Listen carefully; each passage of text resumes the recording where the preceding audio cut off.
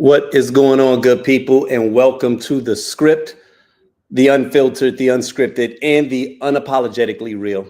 Each week, the script dives headfirst into the stories shaping our lives, from the headlines lighting up your feed to the love dramas unfolding in your DMs. Powered by real talk, raw perspective, this live experience blends culture, commentary, and community with the pulse on what matters now. Whether it's politics, relationships, or the internet's latest hot mess, we're breaking it all down with insight, humor, and just enough side eye. This isn't just a show, it's your front row seat to the conversation you didn't know you needed. Now, before we dive into tonight's topics, I want to take a moment to shout out our incredible partner, blackdoctor.org. If you're not familiar, blackdoctor.org is the leading health and wellness resource for the Black community, reaching millions every month with culturally relevant content that empowers, educates, and uplifts. Their mission is simple: to make health and healing more accessible by speaking directly to the unique experiences of Black families, from chronic illness to mental health, nutrition, to self-care. Blackdoctor.org is about taking control of our well-being with information we can trust and voices that look like ours. I'm proud to be a part of this platform and to bring you the script every week in collaboration with blackdoctor.org, because in a world where everybody's talking, we're committed to make sure that what you hear actually matters. We're going to have a lot of fun tonight. I've got a lot to discuss, so I'm going to try not to make it feel like I'm running through these topics, because that's really not the purpose. But I do have a little bit of housekeeping. So this is streamed live. So for those of you all that are watching it in real time, if you are watching it on YouTube or on Facebook, we're streaming in about 6 or 7 different locations right now, right? So if you're watching it through YouTube, if you're watching it through Facebook, you have the ability to make a comment, and I can actually read your comment and I can bring you up on the screen, and we can interact. So this is a very interactive show. If you are watching on either Instagram or TikTok, I can read your comments, but unfortunately, I'm not going to be able to bring them up to the screen. But feel free to still share your thoughts, because this is, in fact, a conversation. It's a discussion. And even though I do not have a guest tonight, you all are my guest, right? And so I want you all to be as interactive as you possibly can, or just sit back and be entertained by me, because I got a lot to say, okay? It's a lot that's been going on this week. It's a lot that's on my mind. And so let's go ahead and just dive right into it, okay? So where do we want to begin? Let's have a little bit of fun. Let me see. So we're going to call this first segment When Work Finds Your Socials, okay? So tonight we're kicking things off with a viral post that struck a nerve. A young woman shared how she blocked a coworker who found her Instagram page and then had the audacity to bring up her engagement photos at work. When asked later, she asked, and she found out that her page was deleted, or she believed her page was deleted. So what I want to do to start off with, I want to show you all the post. And then, this segment is a little bit of the stay out of the comments, because the comments are always so rich with value. You get so many different people's perspectives. But I thought that this was kind of interesting, right? So let me go ahead and just dive knee deep into this one. So woman says, I remember blocking a coworker because she found my Instagram page and had the nerve to come up to me at work in front of everyone like, oh my God, I didn't know you were getting married. I thought you were already married. I saw your engagement photos yesterday that you posted. The next week she came in and asked me if I deleted my page. I said, no, I blocked you. But let me tell you something, man. This is one of the reasons I love Black women, okay? Because you talk about somebody being with the shits, okay? That is what Black women are, right? They are the consummate supporters. They will love you hard and deep, but they will roast the shit out of you at the same time. They will let you know exactly what is on their mind. And I thought that everything about that post was just kind of hilarious. Now, one, I understood off the top the audacity, right? Like, because it did feel a little intrusive. If you're watching this live, like, feel free to share your thoughts on this, because I am kind of curious to know just kind of how you feel about this. Like, when I read it, to me, it made absolute sense. I was like, oh yeah, you need to go ahead and block that woman. I get it. but the comments always say something a little bit different, right? So like, let's go into some of the comments and we'll see, there were some people that agreed, there were some people that disagreed. Before I got hired at my last job, I took a pic of all the business cards at the front while waiting for my interview. I found their socials and blocked them immediately. When I got the position, they were already blocked. Worked out well. Now, first off, hold on, because I'm gonna show you all a pattern in these comments that became very clear, and finally someone just spoke on it. So okay, so this says Ellie who. If I recall, I went to that particular page and that was a sister, right? So first off, kudos for having the foresight and the vision to know I'm gonna preemptively block people before we even get too sticky. Now, with me, all of my socials for the last maybe decade and a half have been completely open, and largely because of two main reasons. So as long as I've been doing Tequila Tales, I obviously wanted people to be able to find me. And the positions that I've held were not the kind of positions that in any type of way would conflict with me hosting Tequila Tales or anything related to the platform, And then at the same time, I also was never the person that said things that I was afraid whether or not it got back to people, right? So it was a little bit dual fold. Like I wasn't necessarily in a high octane corporate position. I was working in a nonprofit, had a nice position, but I was still working in a nonprofit. They were happy to have me, right? So it was like, fire me if you want it. They ain't like y'all paying a whole lot anyway, right? It was a nonprofit, right?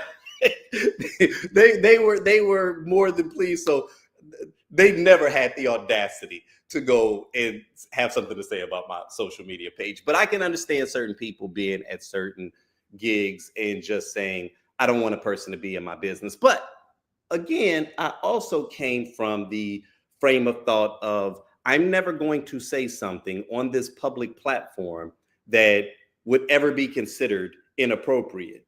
I was always amazed by people that got put almost weekly in Facebook jail. First off, I didn't even know it was a Facebook jail until y'all niggas started getting put up in it. So like, let's just say that.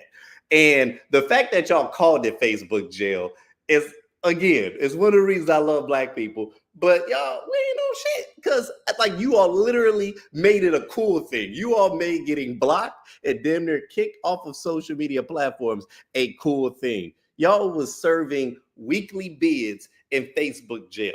And I was always amazed by that, because I was like, okay, I'll cuss here and there, but like, what are you all saying that's getting you all reprimanded on these platforms? So I always found that to be fascinating. But on a personal level, like I said, I never said anything that I would have an issue with sharing with someone openly. Yeah, I said that, because if it was so important to me that I would care about an employer seeing it, I just would rather not post it, because I didn't believe in the secrecy of a private account. Like, we don't have screenshots and screen grabs and screen records. So I've never believed that from jump. If you put this on this public platform, not only can other people see it, the FBI can see it, your employers can see it. So I always moved like that.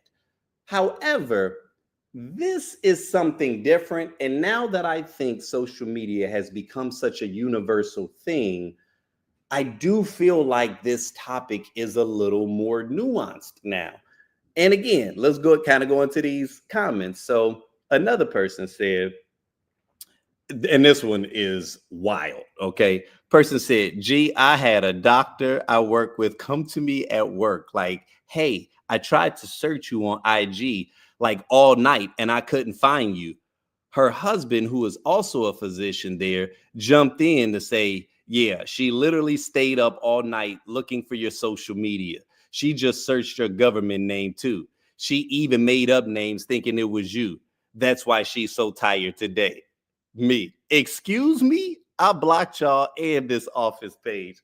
Man, listen, let me tell you something, okay? That post right there scared the shit out of me and pissed me off simultaneously. Because are you serious? You're telling me you lost sleep? You lost sleep because you went on a deep dive searching for me. Now, here's a moment of confession because I gotta be honest with y'all. And I don't want to be a hypocrite because in many times during our live shows, I have said almost verbatim that, oh, I've been to several of y'all pages in here. Like I told them, like I follow the rabbit hole. I'm that guy, right? I click on links. And I was amazed that people in the room, they weren't off put by it, but I didn't necessarily feel like there was a collective agreement that, yeah, we all be snooping. Because I kind of feel like we all be snooping, especially if it's an open page. Like, really? If y'all think the nigga cute, you don't go to his page and just try to see what he been on and the whole nine. Like, let's not play this game, right? If it's a coworker, and who knows, it could be a million different, whether you like her or not. Curiosity don't make you want to go and see what's public. Just, you know what I mean? So I don't necessarily think that this is a black or white thing. And I was never surprised or taken aback by the fact that a majority black audience in our live shows would not dive in when I threw that out there. Because I know that most people don't want to acknowledge or admit that, yeah, all right, I stalked you. I know a little bit, but I would say it playfully because a lot of times it would fit inside the context of the conversation. However, what is important to say is that I would never let you know that I've been to your page. Now, maybe that just makes me a fake dude. I'll be honest, because to me, yes, it's public, but I think on a personal level, I respect that there's the online version of you and then there's the real version of you. And while I may use some of this data that I've gained about the online version of you to kind of color who you are and how I view you, I'm not going to directly engage you in the real world about something that I saw virtually. For me, I always feel like these are two separate worlds. Now, not two separate worlds in the sense of you can be a completely different person. You could be a devil, you could be a troll online. And when I see you in person, it's like, oh, hey, how's it going? Like, nah, because I do think that one informs the next. But if it's your birthday and we are close, you're getting a personal call or a personal text from me. I'm not going to be the one to put it on your Facebook page and think that counts. Now, for people that do it, to me, I mean, listen, I get it. We might not have that kind of relationship. So I do appreciate the recognition. But if we actually are close, I always feel like that personal contact and that personal exchange, I put more value on than just what I see online. I'm not going to be like, oh yeah, girl, so I was looking at your last Facebook post. You know what I mean? Like that to me always feels a little weird. It also feels a little intrusive, especially if you're not cool with the person like that at work. And so I did understand how the original poster of that last comment or of the last post felt like the woman was crossing boundaries, and to the point where she was like, nah, I don't feel good about this. And she blocked her. So here's another post. Someone said, back in the MySpace days, I declined a coworker's friend request. So I guess she scoured the internet looking for me elsewhere. I had to talk to corporate because she found out I'd done professional nude modeling and then told every single employee. My boss said I was too good at my job to fire, but they have to if it lost any business. It didn't. I never even ate lunch in the break room again. I literally sit in my car or feed the stray cats nearby like a loner. And when I saw that, that actually made me feel bad because I was like, that's unfortunate that someone's intrusion caused you that level of discomfort because, what I said a moment ago in terms of how I used to view this space, I think that was when we were still kind of in the early stages of social media. But now that it's become more universal and it's literally intertwined into everything, I kind of feel like the rules have changed a little bit, and so I have evolved in this regard as it relates to just how I perceive, once again, people's online personas, the online information that they share, and then the level of comfort that I now feel with you face to face because I feel so familiar with your online persona. Because I think that that's one of the things that people have a tendency to do is they conflate the affection, the adoration, or the connection that they feel towards you from the virtual space with, oh, I really know you in real life, right? Like, because a good content creator, especially the ones that typically have the biggest followings, they don't necessarily have the biggest following just because they make the most engaging or the funniest content. They generally have a big following because the people that follow them felt a connection to them and they liked them. They shared enough about themselves, their lives, the way that they thought, to whereas the people that followed them was like, you know what, I like this person. And then the more that they share with you, if they sharing things about their family, if they share, things about just their ideas and the things that they love, their interests, you start to feel a connection with the person over that. It feels like a bond. But in many ways, I think what we forget is that bond is very one-sided, right? That bond is very one-sided. You don't know that man, and he damn sure don't know you. So even as much as you know about her or him, they know absolutely nothing about you. And I think that gets confused when people run into these personalities out in the wild. Like if I saw Kev on stage, it would take a lot for me to not dap him up strong and damn near give him a hug, because he shares so much about his family, about his faith, about just his process and the grind. And you become a fan, not just of his work and of his art, but of the man. And so when you see it, it's hard to not have that level of adoration and feel that level of connection. But you got to remember, you don't know that man, and you might catch one of them Denzel stiff arms like he said he gave that one time. Now, check out this next comment. So someone said, you posted information on a public page and then got mad that someone acknowledged it. I'm not sure I'm understanding. Did you think it was private? Right? So there were several comments that kind of went along that line. Here's another one. If you don't want the world to know your business, either don't put it online or at least not in a public page. Your response here was the weird one. A coworker popped up on suggested contacts. She looked and saw what you posted for the world. How is she the wrong one? So that to me is kind of fascinating, right? Because it's like, I can see it either way, right? Like, yes, you have a point. Yes, they did post something that was for, the world to see. So to then act surprised that you saw it does feel a little nonsensical. But like I was saying a moment ago, I think that where things get confused is probably the degree of familiarity that the individual had in just coming and sharing something personal in an open setting. And then what the woman went on to say was that she didn't comment on the post at all. She waited until she got in work and waited until I was inside of a group of people to then share this information. And so I can understand the original poster feeling exposed in that regard, right? Like, okay, this is work and that was personal.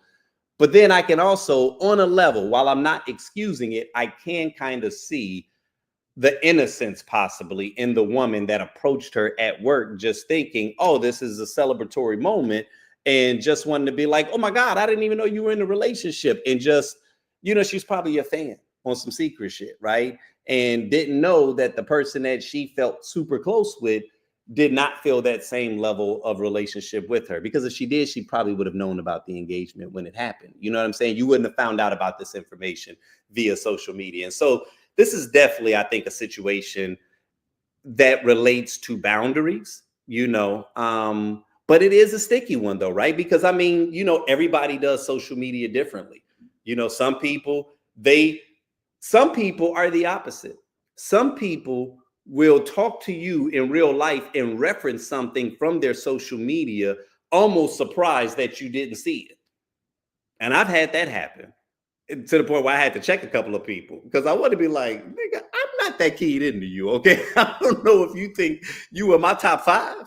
I don't know if you think I'm pushing notifications of your random everyday exploits, but I can guarantee you I'm not. You know what I mean? Like, I don't even follow a lot of people on social media for that particular reason, right? Like, I try to be as intentional with what I see as I can. But I think that what people need to understand, and this was even before the algorithm really took over, But people would assume that because they posted it and they see a lot of your content, that you're seeing their content. And so they would get disappointed when you don't engage with them. And it's like, no, unless I physically went to your page, the news feed is not showing me everything that you post. It's going to more than likely show other content creators that are more popular. Your shit got like 3 likes, fam. Of course they didn't show it to me. They're in the business of making money. They're showing me popular things, not random things that you're sending me. But now that social media has changed altogether, it really doesn't matter who you follow, because social media shows you what they want you to see. That's why you see all those ads. That's why you see all those suggested posts. So even if I wanted to see your engagement photos, even if I wanted to see your child's birthday photos, there's no guarantee that if you do not send it to me directly as a direct message, that I'm going to see it. So to assume that people are seeing you is the biggest misdirection that could be made. And sometimes people get frustrated with that. And we have to remember that you think people are hating on you. You think people ain't supporting your event because you posted it twice. And it's like, yeah, it don't matter how many times you posted it. The algorithm determined, one, they could tell that you were selling something. And if you don't pay to sell, that's something, another thing, quick aside that y'all need to understand. If you're selling something, I hate to let you know, the algorithm can tell when you're trying to sell something. And they are not going to let you sell something on their dime for the free piece. They are going to limit that traction that you get unless you run an ad. They know how to draw revenue. And if you're going to gain revenue from this post, that's why I laugh every time I see a person post a commercial. I'm like, if this ain't the best commercial of all time that's engaging and makes people laugh, it's about to fall flat. You have to run an ad if you are selling a product. The algorithm is intelligent, y'all. We got ChatGPT. So think about that. ChatGPT is powering these networks now, and it knows shit intuitively. So don't ever think that you're outsmarting. If you can't outsmart ChatGPT, don't think you're about to outsmart the algorithm. So that's A. But B, there were times where people would feel some kind of way about the fact that I wasn't responding to their content. So again, I think that people just do social media differently. Some people are like, yo, this is my life. It's an open book. I posted it so you could see it. I thought you saw it. Sometimes people will tell you, man, hey, go to my Instagram and see my last post. Once again, nigga, I'm not a fan. Just tell me. I'm right here with you. I don't need to see your well-edited, brilliant thoughts. I'm not a follower of yours. I'm a friend, so it's like, I think that once again, because social media is so intertwined in our day-to-day lives, I really think this is one of those situations that is not cut or dry.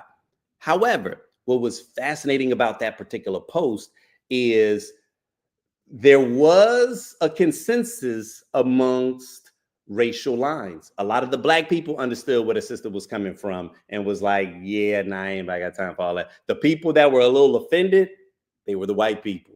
And that led to someone posting this one right here that has me cracking up. They was like, the white women in these comments. And for those of you all that are listening, it's this popular meme that's going around where it's like a caricature of 2 Black women sitting at a table, and there's a sign over them that says Black people business, and a white woman that's sticking her head in. And this shit is hilarious. Every time I see that, it makes me chuckle because we know what that is, right? Like, yeah, a lot of times our brethren of a lighter hue takes liberties because of sometimes the sense of entitlement, right? Like sometimes they feel entitled to that business. And so if you post it online in their world, hey, this is free game. And honestly, I don't even think that us as Black people care that much. I think, for one, we just kind of protective of our jobs, especially when it comes to certain corporate environments. Like my wife is like that. Like one of her biggest pet peeves is people acting familiar with her too soon. Because she's one of those like real friendly, very bubbly, great personality types. And so I get it. People sink in and they're like, oh my God, I love her. But then they just start getting a little too familiar. And she hits you with one of them stiff arms. Like she started looking like that dude on Belly. Y'all remember that scene in Belly where the dude was eating a banana? And he was like, yeah, I don't like that shit. I don't like that shit at all. I'm gonna have to drop a dime on them. That's my wife right there, man. When people are acting too familiar with her, no, she don't like that at all. But yeah, like I said, man, I mean, I just find this both kind of interesting. Oh, look, we got some comments. Look at this. Casey is watching from Arizona. Oh, what's going on? Yeah, she says she sees both sides also. Yeah, like this, I found this to be a rather interesting discourse, and one where I'm not necessarily sold on either one, but I do think that you do have to be cautious about coming up to people that you aren't really close with and just saying stuff about their social media page, because it does kind of give Mal Stalker vibes a little bit. You know what I mean? Like, because again, a lot of times stuff does not come up in your news feed. So if that one where the doctor said that she went searching for her and plugged in all kinds of government names, yeah, see, at that point, to the point where you're losing sleep, nah, I don't feel good about that at all, right? Because again, and not to get super racial, but we know how people like to weaponize information. And when it comes to us, a lot of times there's a target on our back, especially if we're good. If we're good, then people are waiting for us to slip up. And oftentimes it doesn't have to be work related. It could be something that just happened, something that someone noticed. Someone in those comments said that a manager was getting, one of her coworkers was taking pictures of all of her posts and sending them to the manager, saying that she reads tarot and worships the devil and we need to get her up out of here. And I was just like, yeah, see, that again, information is power, and what people do with that information could be power in a direction that's not beneficial to you. So I can understand how people have issues with that, So yeah, in essence, y'all probably need to mind your own business, man. You know what I'm saying? Just to keep it, on the safe side. Now, our next topic comes from another viral post. Okay, a woman shared that a singles event that she had gone to recently had 75 to 100 women and maybe 5 men. She asked the $1 million question: why don't men show up to these events? Is it pride, fear, or just that men don't see these spaces as being for them? Either way, it points to a real imbalance in the dating world. Okay, so what I want to start off with is, once again, with the post. She said, I'm at a singles event and there's maybe 75 to 100 women to maybe 5 men. This is always fascinating to me. Why don't y'all attend these events? I'm so curious, right? Now, I've actually heard this quite a bit. I have a lot of good friends that are inside of the event space. Actually, 2 very close friends that are down here. And that was one of the first events that they had thrown. Put a lot of effort into it, put some money into it. It was like a lock and key and just very well thought out, nice location. They had really dropped some coin. And I believe it was around the time of Valentine's Day. It was a Valentine's Day event. And it was one of their first events, right? So this was kind of how they wanted to usher in their brand in a very large professional way. They sold out of them women tickets quickly and had a hard time, I believe, getting more than maybe 3 men. They even reached out to a couple of people. They tried dropping prices. I think they even tried giving the men's tickets for free. Okay. And this was a couple of years ago. And so this isn't just them. I've heard this with several people where they feel like, men aren't really keyed into singles events, right? And so the jury is out. I have my thoughts, but this was another one where there was some pretty interesting commentary in the comments section. Now, I'm gonna start with this one because this was the one that got the most attention, and it was from a brother. And I'll just read it, and I'll show some of the responses to what he said, and you all can make your own decision. So this brother said, from a man's perspective, most men aren't skipping singles events because they're not interested. They're skipping them because they don't feel qualified. They're broke. They're overweight. They don't have confidence, style, or direction. They know the room is full of women looking for men, and deep down, they don't feel like they measure up. So they stay at home, numb out, swipe apps, avoid. It's not always arrogance. Sometimes it's shame in disguise. Sounds heavy. Sounds heavy. When I read that, I said to myself, I said, okay, I said, this is interesting. I was like, this is interesting. Now, to be clear, I've never been a fan of any type of conversation that paints with a very broad brush. There are some things in life that's black and white where you're just like, yes, right or wrong. But a lot of times when people do that one big group thing, like, oh, well, let me tell you about men. Oh, well, this is why men do things, or this is why women do things, as if there isn't a multitude of differences amongst race, gender, sex, everything, experience, social, economic status. There's so many different factors that lead to how a person thinks and feels about things. So anytime someone say, well, men are this and women are that, I'm always like, eh. However, there are some truth in things, right? And while something may not be true in the absolute sense, it could be true in some cases. And so in this particular scenario, just to look at it again, right? He talks about that one of the reasons that people are skipping out on these events is because they don't have the money. They are out of shape and they just don't feel capable, of like measuring up. And so in many cases, people are opting out of these events. Now, there was another gentleman that immediately was like, nah, bruh, you own one. So he said, well, the survey says, wrong answer. He said, do us a favor and stop speaking for everyone and only speak for yourself.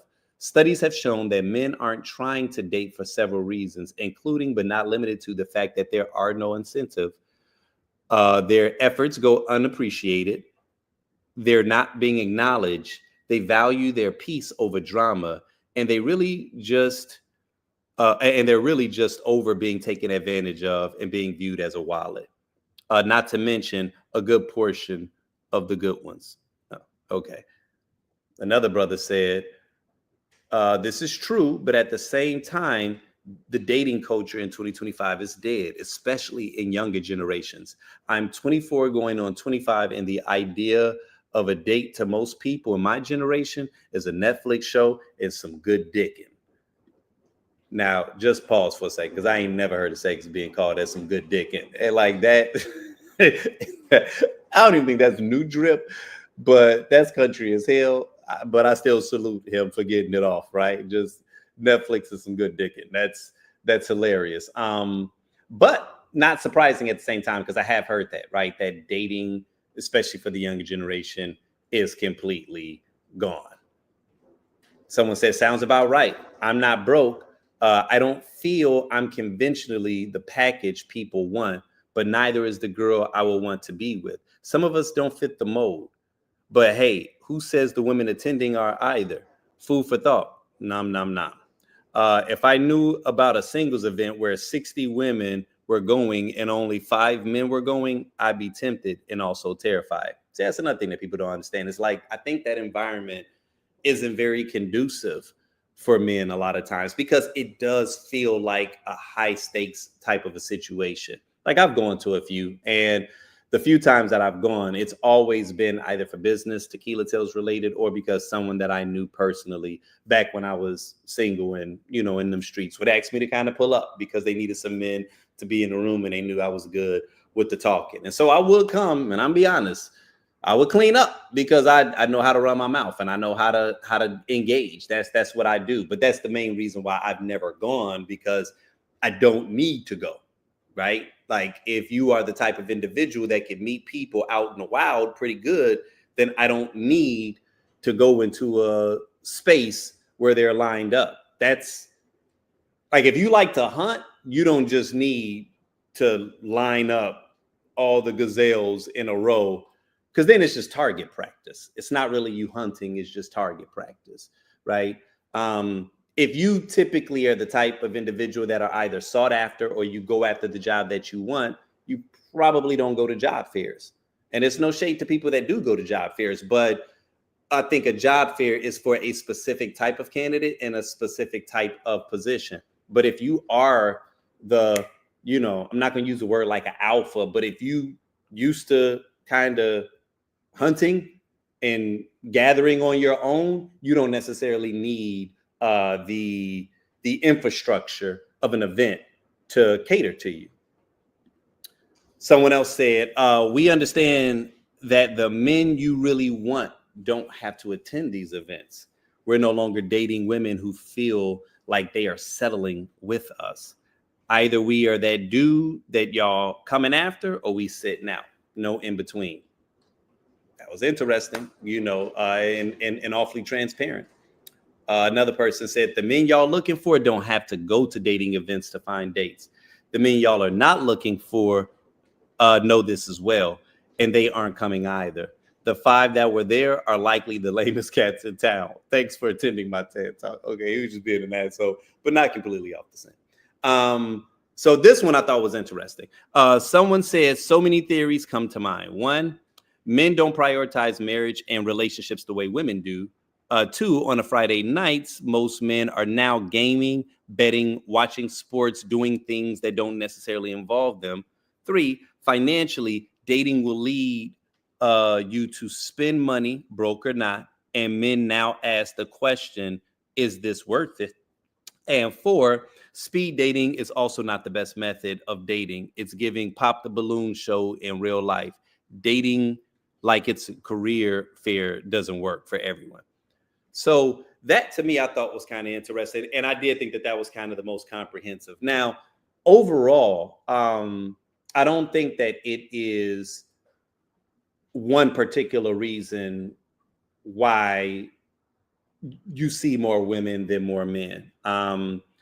There were many men in those comments that was like, stuff like this never crosses my newsfeed. I never hear about this stuff until after the fact. So I think some of it may be the way that it's being promoted. Someone else said something that I thought was kind of interesting. And I do agree with this. They pointed to the fact that they believe that these events are made for and catered to women heavily.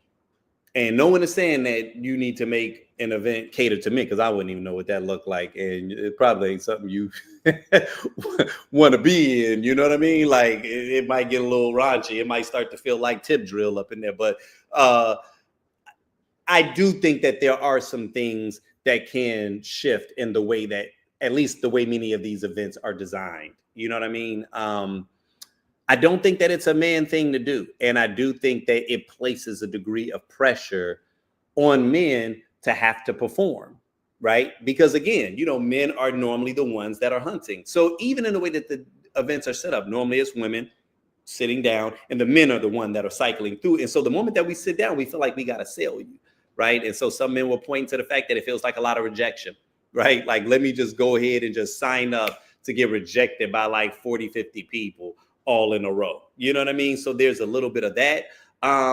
But I've always felt like what would probably work best, and this is not a shameless plug, but it's something like Tequila Tales, right? Where you don't have the overwhelming pressure of walking away with something, right? You really just come for the fellowship. You really just come for the connection. And then as you are seeing people and you're interacting, you're taking your shot where you see fit. That to me is an environment that is more conducive for men. Now, it may lack the intentionality that I think women are looking for, but that's often the conversation that we have at Tequila Tales, where I share that while I do think that it's important to date with intention, I think the way that women go about it oftentimes makes it difficult for men to be completely on board, because it's just like high stakes poker, right? Like in a period where you're still trying to feel one another out, right? Like I'm not ready for the fullness of this commitment before we really get to know one another. So one of the biggest issues that I've always found is that I think that people have a hard time finding and making friends as adults, because that's really how a lot of us was getting on as youth. We were either in class with people, or we would see them at social gatherings, whether it was, at church or at school or at work. That's why you got a lot of inter office relationships that occur, because you don't have the pressure of I got to give you my all, where it does feel like this job interview up front, and I got to come fully front loaded just so that I can obtain the position of us building a relationship together before we really are able to determine whether or not we have chemistry, right?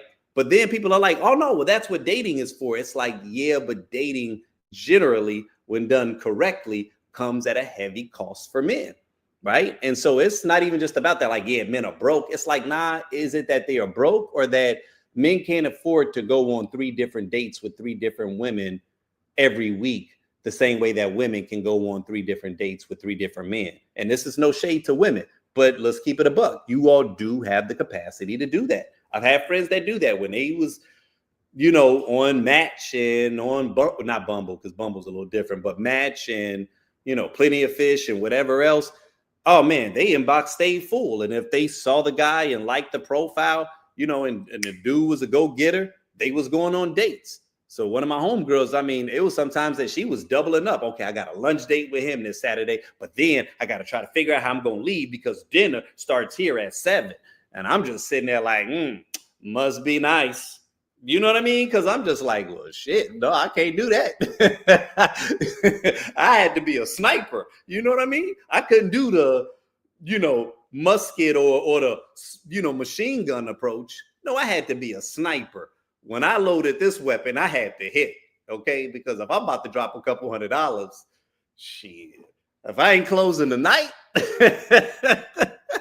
I need to be warming this cell up. Real talk, okay? Shit, let me stop. But check out this right here, what I thought was kind of interesting. And it's ironic enough, I just happened to see this clip like earlier today or yesterday, but just check this out. Men need to stop taking women on dates. I'm so done with this fraud. Get your best friend and take her out of here.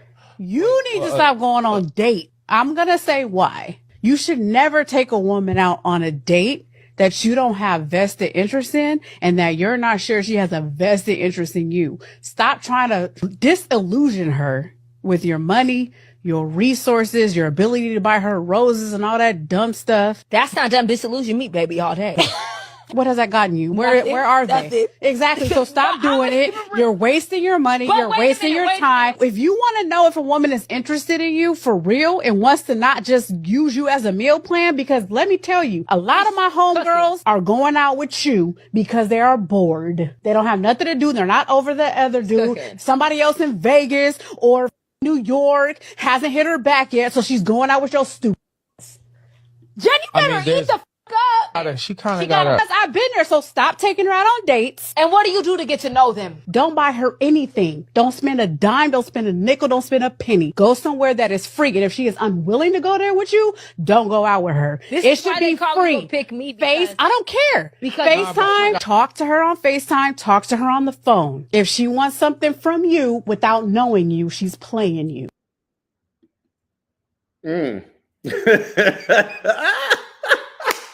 Yo, okay. Now look, she said it. I didn't say it. That's what she said. Okay, that's what she said. Man, she said quite a bit. She said quite a bit. I think that there was a lot of value in what it was that she said. I think there was a lot of truth in what it was that she said. Under that post, wherever that came from, there was a gentleman that said, and I'm gonna totally butcher this, but he was like, women make rules for men they don't want. They break the rules for men that they do. And I was like, ooh, kind of gave me that nasty face. And I was like, yeah, that's a bar. And if we're being honest, it is very true, and I'm not necessarily saying that your goal is to link up with a woman and to attempt to get her to go against whatever her boundaries are, but just saying that people break the rules, whatever their list is, whatever that imaginary checklist is that people have, that they got to be over 6 feet, all the BS that we be seeing online. When a woman is really feeling you, all of a sudden that checklist ain't quite as important, right? Like if you are a person and you really got real values, you got swag, and she finds you attractive, and that situation, that circumstance is ideal and y'all got chemistry, all of a sudden, you know, that door cracks. And in many cases, if you got some talent, you can maneuver your way in, right? And you can position yourself to whereas you now become her type. I've said this for many years. I ain't nobody's type. Like, and I'm not saying that in a self-deprecating way. It's just with who I am, it normally doesn't get called out that way. Now, once I get in there, you realize, oh shit, okay, I didn't know. You know what I mean? But like off the top, nah, I knew going in, especially amongst my peers, that other people were going to probably catch your eye first, just off of the height alone. You know what I mean? But all right, once we start getting in the conversation, then all of a sudden you get an opportunity to see me in the right sense, right? Like, and not just in a one-dimensional, you know, superficial way. And not to, again, downplay, because I know, you know, I'm easy on the eyes. You ain't got to tell me that. I know that. But just saying that, like, I didn't have that same kind of bravado or, you know, presence that some of my peers did. But, you know, you got to learn how to work with what you can work with. And so I've always known that, okay, yeah, I'm gonna be good. So, you know, when it came to relationships, I never had to hop over a lot of these artificial hoops that I think a lot of men complain about for two reasons. One, because I'm attracted to a different kind of woman. So they typically have different values and different interests as well that kind of align with me.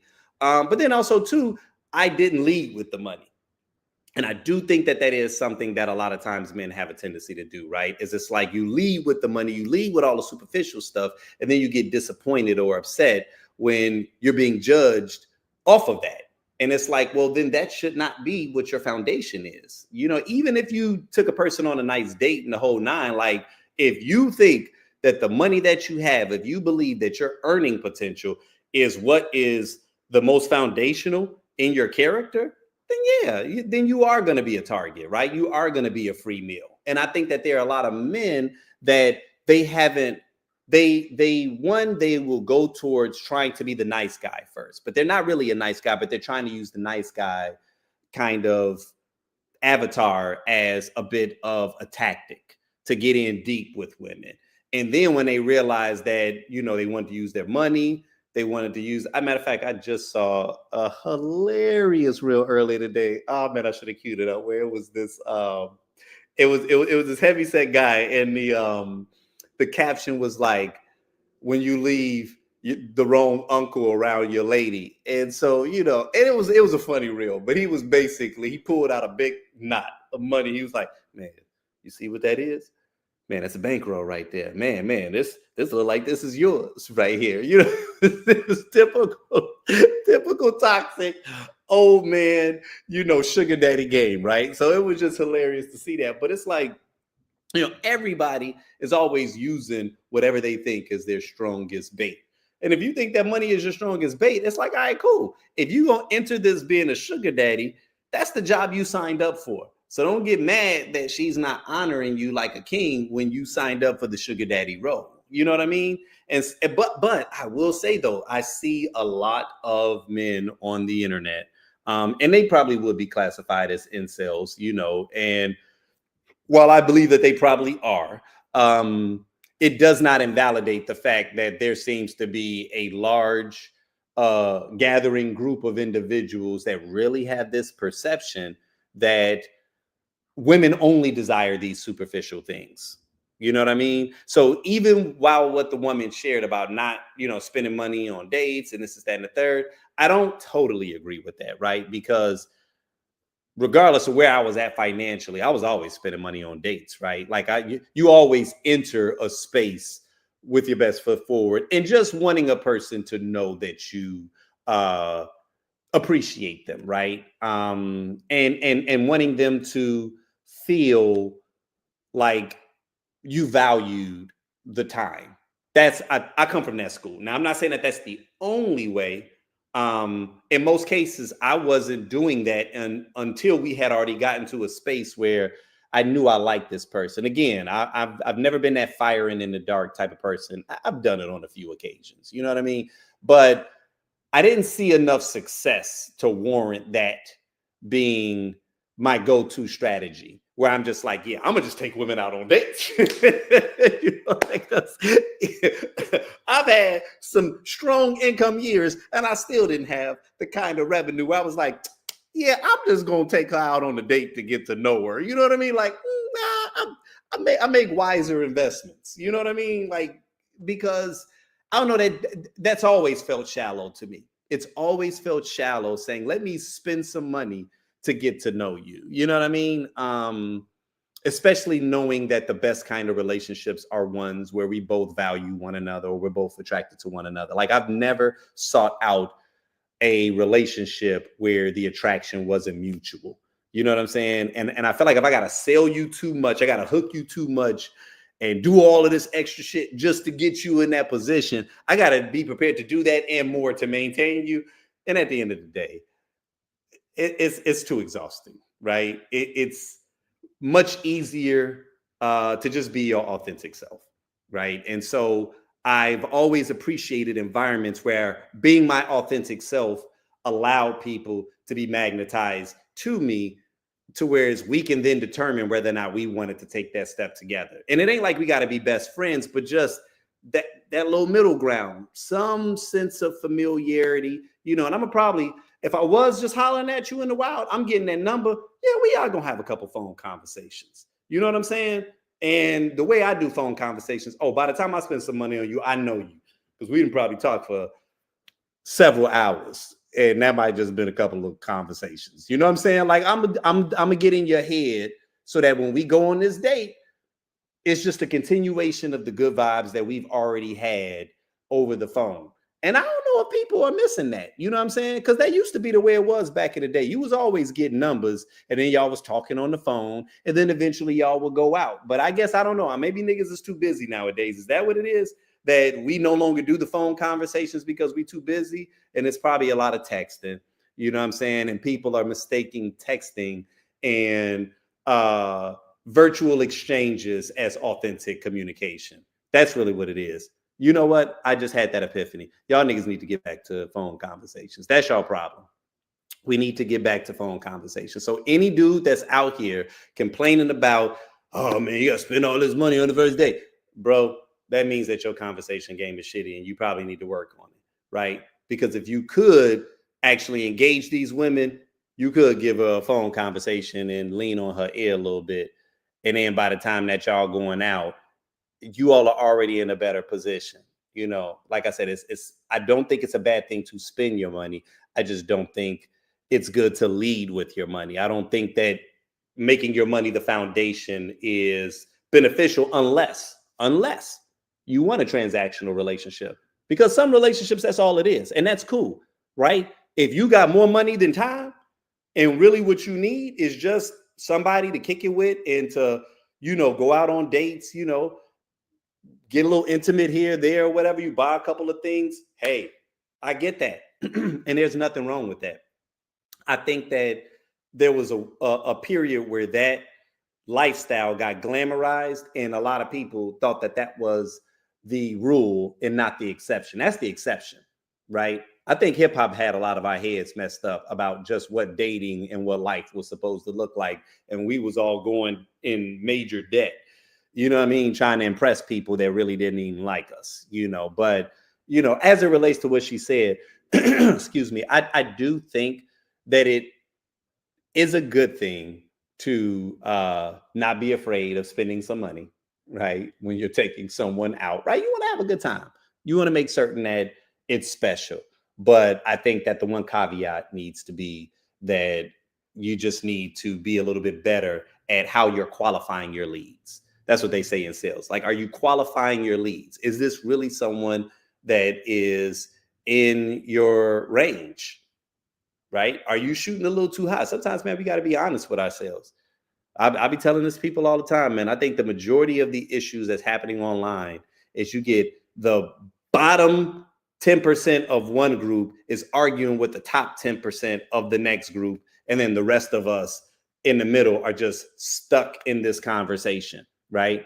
It's a lot of broke ass niggas hollering at a lot of Instagram baddies. And we all got to witness this exchange between these two. And it's like, bro, why are you even arguing with this woman? You know what I'm saying? Y'all normally don't kick it in the same places. If it was not for social media, you would not even be talking to her. You would only see her in the wild, and you would know better than to think that you had a chance of getting this woman's attention, right? So it's almost like, but once again, going back to the earlier conversation, that's what this virtual world does, is it gives us the illusion of connection, right? It makes you think that you know this person. It makes you think you actually got a shot at this person because you got access to them, because you can send them a DM. No, sir. No. So be better, y'all. We got to be better with that. But I will end this with this because this is important, man. And this is to all the brothers out here, man. You know, I know sometimes it is hard finding somebody, but this right here should give you some hope. I dance a lot. I love music. Whoever I'm going to be with, he's going to need to dance, because don't embarrass me. I'm here to find not just a man, my man. I've been looking for a long time. I need a man now. I would describe myself as holy. I love the Lord. So I spend a lot of time in church. Anytime that I can have a little sermon, go up front and tell my story, I love to do that. He's going to have to come and get me. I'm not walking. That would start it off really right. And then I would like to go somewhere nice. And then afterwards, a walk so we can walk off what we just ate, because we're going to eat a lot. He takes me home and is just very gentleman. Maybe a little kiss, because I know he's going to want it. But am I going to give it? It depends on how the date went. Okay? A 1 in a million right here. I'd say Hawaii would be my dream vacation. Just sitting by the water with a nice drink in my hand and my man rubbing me down from head to toe. I am equal parts of a lady and a super freak, if you know what I mean. So you're going to get everything you need with me. I like to dance. Okay. All right. Equal parts lady and a super freak. Okay. So for anyone that is listening to this that could not see that clip in person, it was clearly from like the early 80s. It was a woman in a windbreaker suit with teased hair, letting you know that she is available. Okay. But when you heard the ridiculousness that was coming out of her mouth, this is just to let y'all know, ain't nothing changed, right? You would have thought that was social media. You would have thought that that was something that someone was saying in 2025. Much has not changed. Some things have, but when it comes to that space, not much realistically has changed, right? And and because not much has changed, I think that it's important that we not lean too heavily into these virtual remedies, because I just don't think that us as humans were meant to be totally virtual. I think that the virtual world has some value, and I do think that there's a lot of love that's being found online. But I think that what happens is there's this, again, this mistake that we sometimes make in confusing this virtual world with results that occur in the real world. And so just because you're swiping right and left and you feel like you done went through a couple hundred this week, that's not the same as you getting your ass outside. You still need to get your ass outside. See, a lot of people are staying in the house and they're attempting to conduct that world virtually. It's like you want real world results from something that you're doing virtually. And it's like, nah, man. Sometimes, man, you need to get out. You need to get around people. You need to feel their energy. You need to smell their pheromones. You know, listen to some music, have a few drinks. Like, we really got to get back to the way that we would connect before we lean so heavily into this virtual space. Like I said, I think it's a good add-on. It was not meant to replace the way that we've been doing things up to this point. I was talking to someone about it the other day, about how a lot of times there's so much miscommunication that occurs when we are communicating via text, because some people just have like off-brand senses of humor. Sometimes people can be a little curt. They can be very sarcastic. They can be whatever. And it just does not translate well to text. but that's still their sense of humor. And if you don't know them as a person, you might think that they're being aloof. You might think that they're being disinterested. You might think they're being an asshole. And in some ways, they may be a little bit of one of those three or all of those three, but it's so hard to really get a read on it. And it's so hard for you all to really figure out whether or not you gel if you don't take it away from the virtual. And so, again, it's a bridge, but it's not intended to be the end all be all. And that's why y'all got to get back on them phones, man. Y'all got to get back on them phones. You got to hear a person's voice. You got to go back and forth a little bit. You got to see whether or not this woman is actually feeling you, you know? And if you have a hard time having a conversation with this person, then what are you really expecting to happen in person anyway?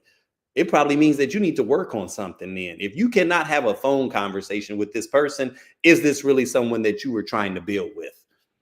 Dead ass, man. Like, that was supposed to be the first bar that we crossed, is can we talk on the phone, man? Like, do we connect here? Yes, I see your picture. I swipe right, you swipe right. We're both attracted to one another. This is the next thing, man. Can we have a meeting of the minds? That was always the next step. I don't know why we making shit so complicated nowadays. But nonetheless, on to the next topic, okay? So this is a clip from a comedian called Gary Owens. Many of you all know him. Doing some crowd work, someone asked him about Trump, and Gary immediately shut it down, saying, I stay away from politics, right? He said the same thing about religion, and that he doesn't follow politics close enough to speak on it. Now, on the surface, it sounds smart, but is silence really neutrality, or is it a cop-out? Especially for a man whose core audience is Black and a community directly impacted by the very politics he avoids addressing. So I want to start with just showing you the clip, and then we can kind of get into the specifics in a moment. Trump? Oh, no, I stay away from politics. Because, listen, I don't live here. So he's not taking over my city. He's taking over your city. I live far, far away. Damn, I can't believe they're doing that shit in D.C. Yeah, I don't fuck with that shit, boy. I'm not smart enough either, bro. I don't know enough about politics. I don't want to be one of these guys that act like I know what the fuck I'm talking about. Because I don't. Fucking, even when every time election comes, I just be asking people, what we doing? That's all we doing. Like I'm my fucking big brother. Who's the house voting for? I don't fucking know, bro. I grew up in a trailer park, motherfucker, doing the Navy. I don't know shit about politics. What do you think about his foreign policy? He put the National Guard. And I was like, oh. Dude, I checked out when The Apprentice got canceled, man. How the fuck is gonna let that motherfucker from Poison win? He ain't raised no money though. That's all I got, man. Same thing with religion. I don't fucking try to get into it because motherfuckers be tripping off religion too. This is all I know about religion is I get confused when I go to church because everywhere I go, it's pretty consistent. Jesus died for our sins and was on the cross. It messed up his abs, his forehead, hands, feet. He was on the cross for a long time. And he did that for us. He did that so we could sin and still be able to get into heaven. But every time I go to church, they'd be like, don't sin. I'm like, well, it's awful selfish on our part. Jesus went through a lot. I think we should sin a little bit. I mean, just to show our appreciation. Like, when I say sin, I don't mean kill or rob nobody. For the blowjob, that's okay. That's a good way to say thank you, Lord. I appreciate this. Because, hell, a good blowjob is going to make you say Jesus Christ anyways. Jesus Christ. And you always look up. I got to get out of here. I'm Gary. Thanks for hanging with me so long. I appreciate y'all. Thank you. Okay. So, you know, I've been a fan of Gary's for several years. I didn't actively follow him on social media until a couple of weeks ago. He had a clip that went crazy viral because he was doing some crowd work, and he just really showed how he is a master at this craft. I'm not going to take anything from the brother. He is hilarious, has been for many, many years. And, you know, when I saw the clip, I saw a master at work, and I'm someone that I salute people that are deep in their bag, especially when it's anything creative. And so I gave him the follow. I was like, you know what, let me start getting more of his content. And so he's been a welcome addition in the last couple of weeks. So that's what had this cross my news feed earlier today. And when I saw it, I was like, okay, I'll start by giving you props on navigating that terrain very well, right? He kind of did a stick and move. He touched on it and pivoted, right? Touched on it, even said something about religion, pivoted, backed out, because for whatever reason, he does not want to speak on it. Now, on a personal level, I'm a little conflicted, right? If you watch the script or you know me, you know I am not silent at all with my disapproval and my ardent disdain for this president. Never have liked him, never. So like, let's start there. And you can call me prejudiced from jump, but there are reasons that I don't like him. And if you need one, just Google him. Just Google him, right? Google him and be honest. Pick. Okay. I'm not even going to give you the laundry list because we'd be sitting here for hours. Just pick. Just Google him and pick something, right? It's not that difficult. But I'm not vocal. I'm not one of those guys. I'm not afraid to say anything. You know, I do acknowledge that I'm in a position where I can be vocal. And so because of that, I see myself as one of the people that can be a voice for those that may be in a situation where they don't have as much liberty as I do, right? And that's one of the responsibilities that I feel when you are a voice and someone that feels a connection to your community is oftentimes you become the voice for those who don't have one or who a bigger target would be placed on their back, right? And so that's something that I know I'm comfortable with being. I don't expect everyone to be that way. But admittedly, I kind of have these feelings when I see specifically entertainers and people in this creative space, journalists, anyone who is a voice that has a following. I get a little bothered when I see people kind of straddling the fence or acting like they're afraid to get engaged, you know, especially people, again, that have followings, and don't let your following specifically be the community or one of the communities that will be impacted heavily by many of the things that this administration is doing. Like you attempting to, you know, safeguard yourself and not be a voice, that just feels like complicity to me. You know, and maybe just for me because the stakes are a little too high. Like this isn't one of the past years where you're looking at, you know, Obama and Mitt Romney. And it's like, oh, I do a lot of money with Republicans and blah, blah, blah, blah. Like this for me has always felt way more significant. There's way more that's happening. And everybody's cavalier approach to how they handle voicing it. I don't know. It sits with me wrongly, and largely because I feel that as things escalate, you're going to be forced to say something. And then at that point, everybody's going to be comfortable with sharing what they've always felt the entire time. Now, again, I recognize and acknowledge that, you know, people don't want to mess up their bag. And so, you know, I do get that. I get that everybody, you know, what bothered me, just to go back, what bothered me about this particular clip was him saying, I stay out of politics. Because to me, talking about Trump ain't politics. Trump talks about everything. Trump injects himself in everything. So to say that you stay out of politics for me is a cop-out. It's a cop-out because Donald Trump behind the desk in the Oval Office will talk about Gary Owen ass tomorrow if he chose to.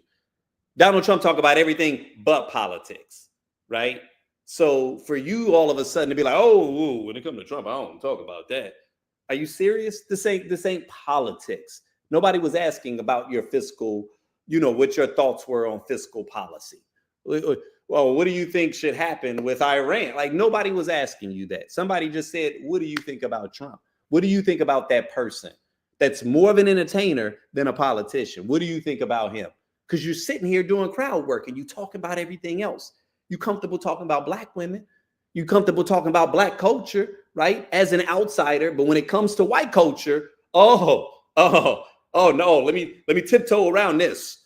Oh, I don't talk about politics. Oh, okay. So if I go back to 2008 all the way to 2016, you ain't never said nothing about Obama? Every time that you was on stage, if I haven't done the research, right? Now I don't plan to, but are you telling me right now that if I went and I looked at all of your history, that you've never said anything about Obama? You've never said anything political. Now all of a sudden we talk about Trump, the craziest nigga on the planet right now, that literally says the most bizarre things, is giving you tons of comedic gold. Now all of a sudden, oh no, I stay out of politics. Do you? Or you trying to, cater to your white audience? Because I know you ain't doing that for us. You ain't staying out of politics because of the crowd that's been supporting you and been a large portion of your life, been the only kind of women that you've ever dated, been the culture that you pretty much subscribes to. You know what I mean? Like, let's not pretend like you're not deeply ensconced in this shit, right? And that to me just feels very politically convenient, right? Like, that's some white people shit. Only white people get the entitlement. Only they get the ability, the privilege to be able to be apolitical in a situation, because you guys don't feel directly affected. I guarantee you, if he turned that shit on you in a way to where you felt like you were a part of the group that was being suppressed, all of a sudden you'd feel very comfortable talking about politics. You don't feel talking about these politics because you're not in the line of fire right now. And listen, I get it. I just feel like, damn, that is a bold stance to take, considering the fact that you are kind of like a Black person's comedian. Now, I don't know if this is just how you've always felt. I don't know if this is a byproduct of the fact that ever since that stuff went crazy viral a couple of weeks ago, that you got a new influx of a new audience, and now it's got you tiptoeing. The person that is good with the crowd work and that'll say anything. Now all of a sudden you a little hesitant. You normally real quick with the counter punches. Now all of a sudden you do-si-doing and shit. Is it because you afraid that you might not get invited to certain podcasts if you say something very strong? If you align yourself too closely with the community that has a target on their backs right now, even though you are still performing for us, even though you are still very much considered a Black ass comedian, you don't want to be aligned too closely with us, so you stay out of politics. Bro, I still fuck with you. I'm going to just call bullshit. You know what I mean? And, when I saw that, I was just like, all right, lines are being drawn in the sand and people are determining what side that they want to stand on. And see, I care about people's voices right now. I don't care about what the hell you got to say when whatever crazy thing Trump does and everybody now feels comfortable because it's politically convenient, to say something about it. Once MAGA starts to slowly be dismantled and the wool gets pulled from all of these cowards' eyes, and then it becomes in vogue to talk shit about Trump. Now all of a sudden, oh man, let me go ahead and now I'm firing with double barrels. Because I got all kinds of material, because he's been giving me material for years that I just would not touch, right? I don't want to hear the material then. So if this is how you are, I don't never want to hear you say shit about some politics again. Straight up. Because I know that that's what a lot of people are doing. And I'm talking about from the top stars, whether they Black or white, all the way to the bottom. Everybody that's acting like We don't have a maniacal person in the Oval Office randomly spewing crazy stuff. I'm gonna want y'all to keep that same energy when the tides turn, because then all of a sudden you're gonna see all the major celebrities, utilizing their voices, and it's like, okay, see, now is the time where it would have taken courage to do so. Now is the time where I would have known where the foundation of not only your morality lies, but your voice and just your beliefs. Because people that speak about things when it's convenient to do so, yeah, y'all doing that shit for clout, right? Y'all doing that for clout. I'm telling you, I'm making a list of all the people that are making it clear how they feel now. Because I'm telling you, whenever that thing happens, then all of a sudden you're going to see the whole barrage, right? Then it's going to be a wave, because people are going to be afraid to not say. It's going to be like George Floyd, right? Where it's like, oh, okay, it's fine to finally acknowledge that racism does in fact exist. Okay, yeah, and we'll give money, but not really. But we'll say we'll give money, we'll pledge it. It's like, y'all keep that shit. That's why Target going broke now, because y'all keep playing with people, and y'all gonna stop fucking with us, man. I'm trying to let y'all know, man. Like, all right, keep playing. Keep playing. That's all I'm saying. And again, I'm not this ain't to, diss Gary Owen, because I think that he's a talented comedian, but I call nonsense. Okay. But with that being said, on to this next one. So I want to start, and I was going to show this picture at first, and I just didn't get it queued up in time. But today was my son's first day of preschool. Yes. So my son is going to be turning 2 in a couple of days, and today was his first day of preschool, and he handled it like a champ. I got pictures from him sitting amongst his classmates. He was a little hesitant at first. I had to take him because my wife didn't want no parts of that. She was like, I ain't gonna be no good, so this is my duty for the unforeseeable future. And I'm glad I did, because when she told me what she would have done, yeah, you was about to jack all that up and set that whole class off. I followed the instructions of the teacher in how to do the exchange, and I know my wife would have been tears in her eyes and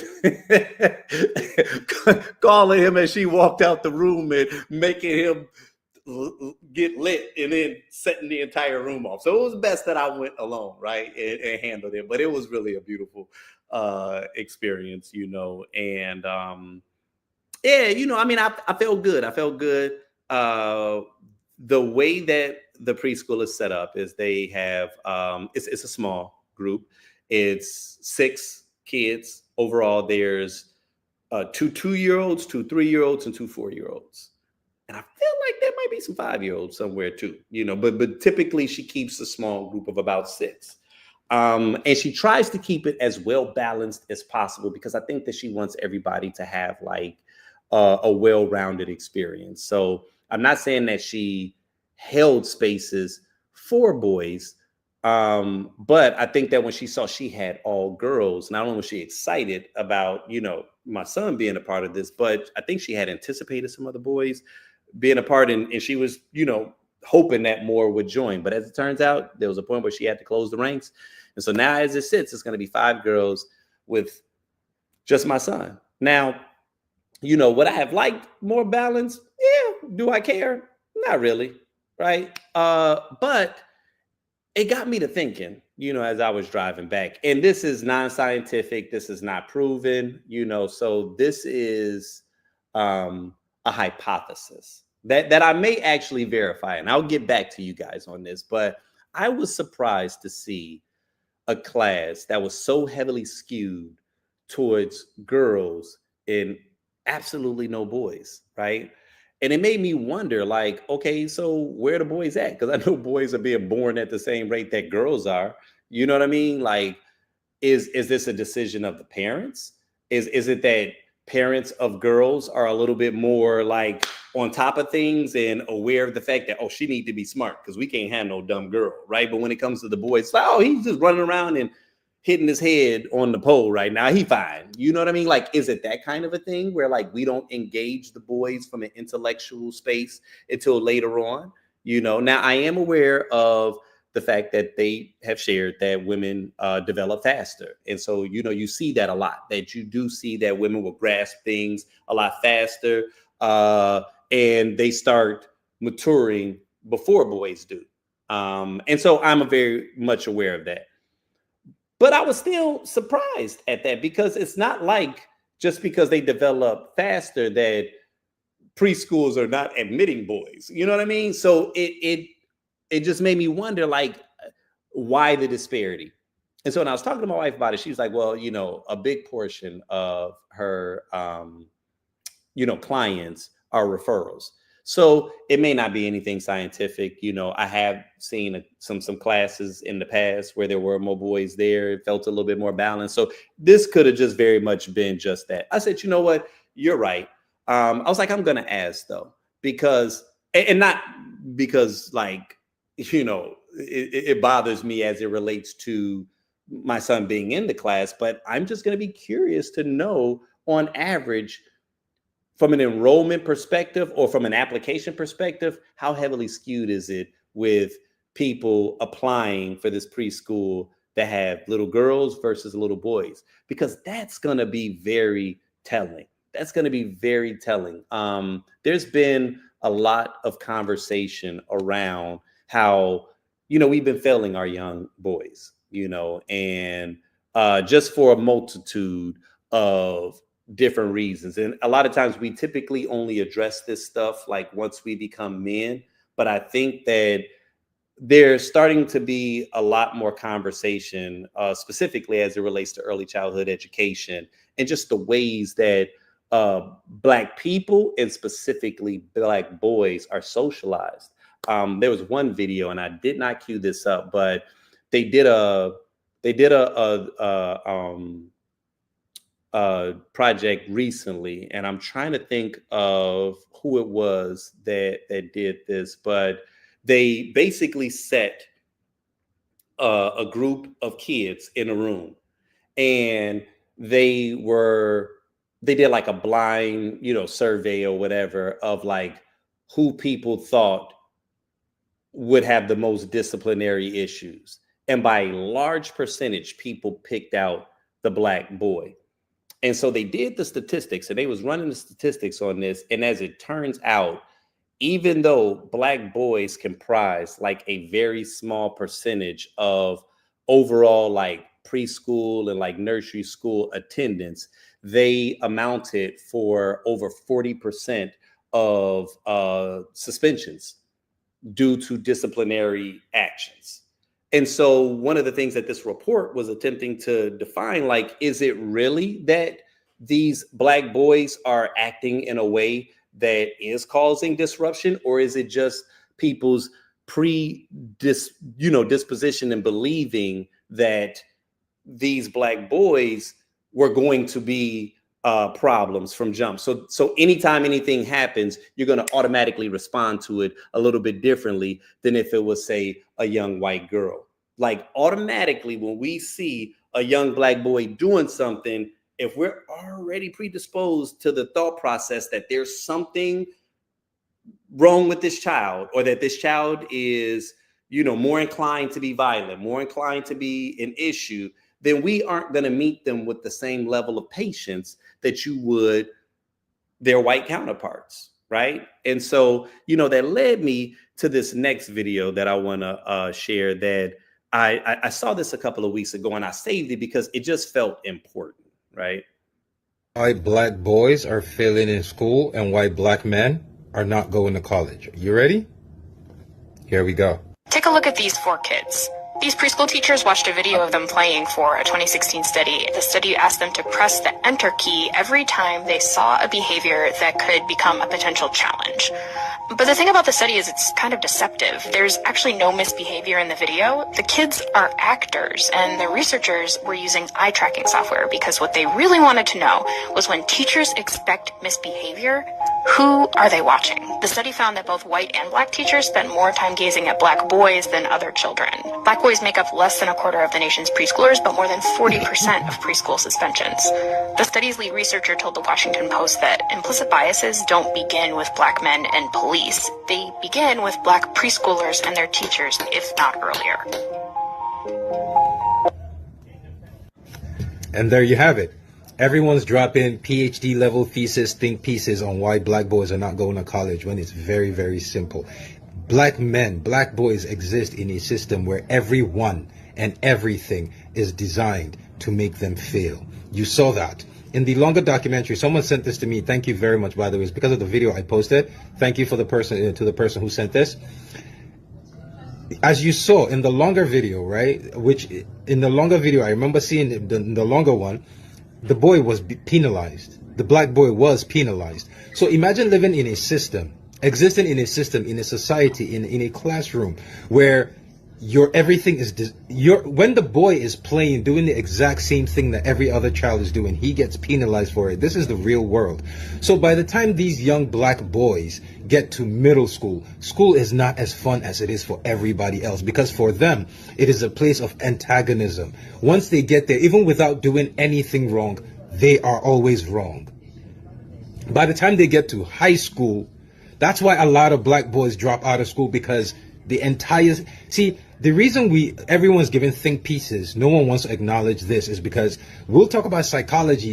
If we acknowledge the psychology of the things done to the black boy that evolves into the black man, that means we get to excuse the black man for what he has become. And we cannot excuse the black man for what he has become. The black man has to be responsible for his own trauma. He has to be responsible for what he became. So we will never acknowledge what has happened, what happens to the kindergarten level black boy that makes him refuse to see school as something positive, because he has no positive experiences with it. And that is why black men are not enrolling in college. So you know what? Shit, turns out that was the clip that I had queued up. I was like, man, I know I heard this from somewhere. You know what I mean?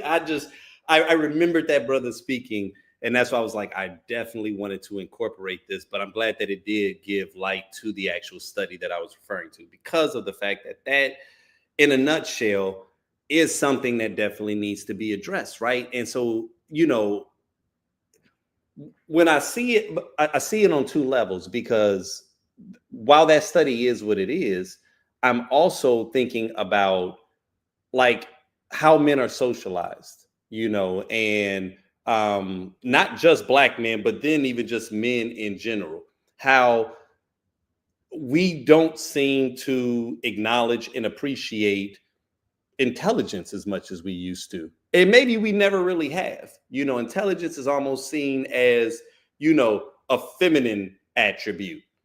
Like even when you think about cartoons, or let's take Family Guy or Simpsons, and you think about the archetypical husband figure, whether it be The Simpsons, whether it be any sitcom, the man is always kind of like this bumbling guy that's just, you know, and it's like just able to push his way and exist. Somehow he's able, while being an idiot, to simultaneously provide for an entire family, right?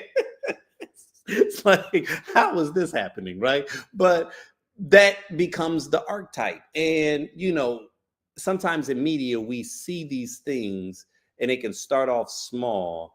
And before we know it, it becomes a trend. And so not only does it inform how we're treating men, but then also how men see themselves and how they can make excuses when they aren't pushing themselves to learn more. You know, it's almost like you're able to get by on knowing very little, you know, and then even to the point where the men that are smart got to dumb it down so that they don't seem like a square or a simp or whatever new term that they want to use to demonize intelligence.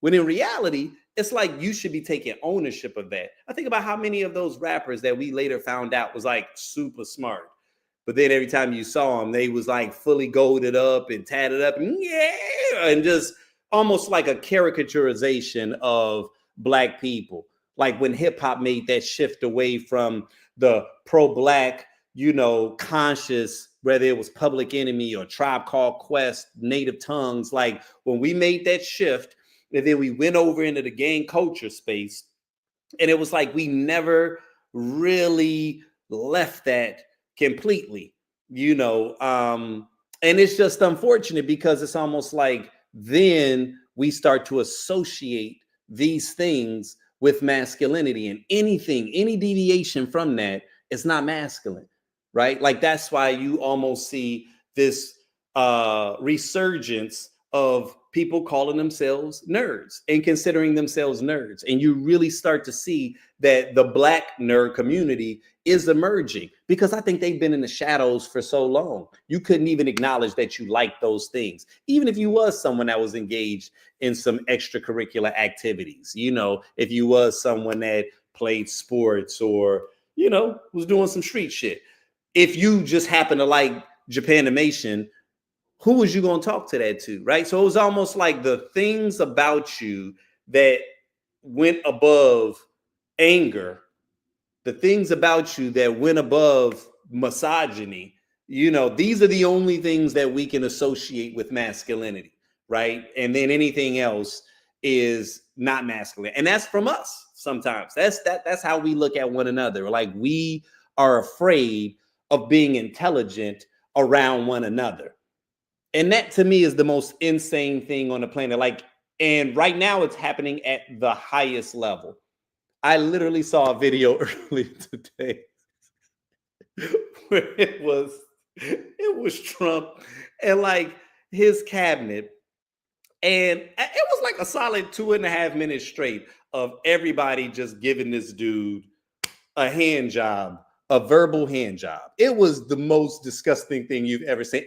And President, I just want to say that your big, beautiful face is going to be the first portrait that people see when they walk in. And we are just so thankful. We are so thankful of everything that you have given to this. And it's like, are y'all serious? Like, this woman.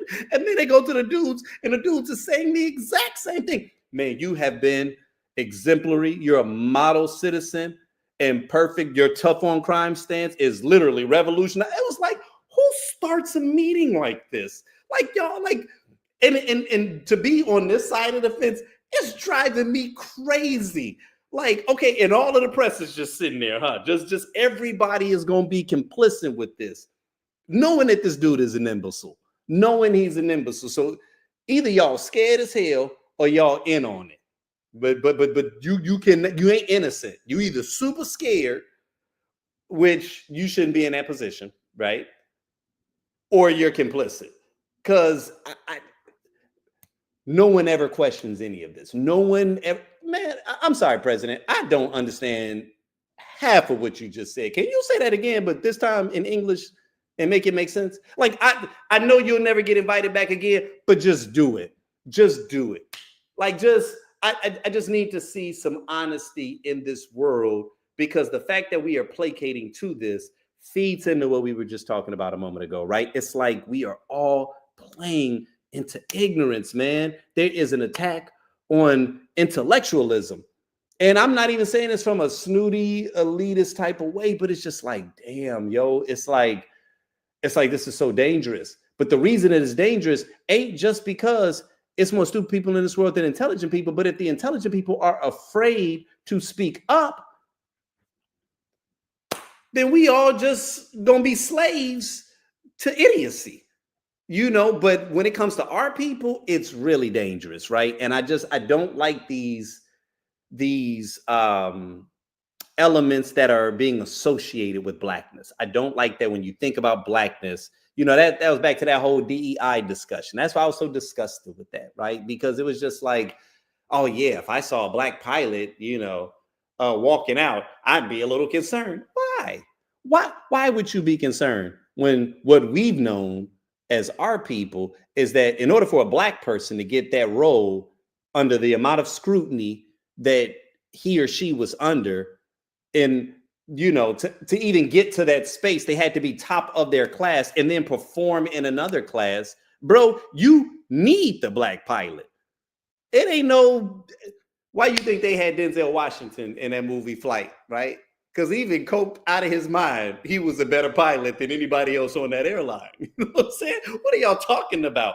You know what I mean? But anyway, that's neither here nor there. So I want you to watch this next video because this is the thing that kind of brings it all into me, right? That I thought that was really important to say. And this is from a gentleman by the name of Das.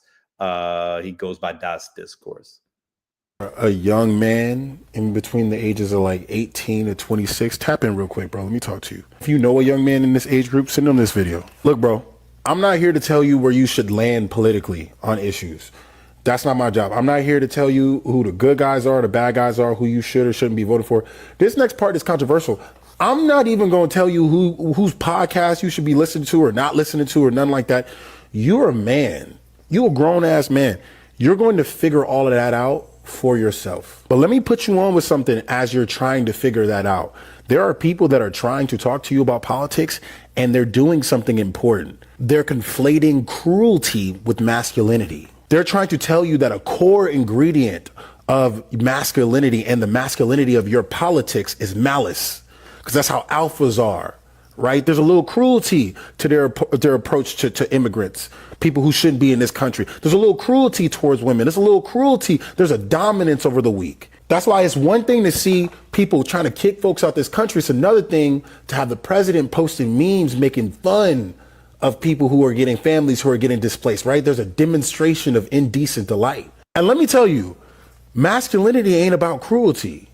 Masculinity is about confidence, bro. By the way, women love it when they can sense compassion in your masculinity because there's confidence in compassion. There's a confidence in saying, I want the politics that I support to really actually help people who can't get it like how I get it. Because I'm a man, I'm gonna get mine. So let's focus on taking care of people who not gonna get it the way I'm getting it. You feel me? And remember this, there's cowardice in the politics of cruelty. And all real men can see it. Women see through it too, by the way. What happened is the systems and structures that were supposed to be put in place for you failed you. They failed you.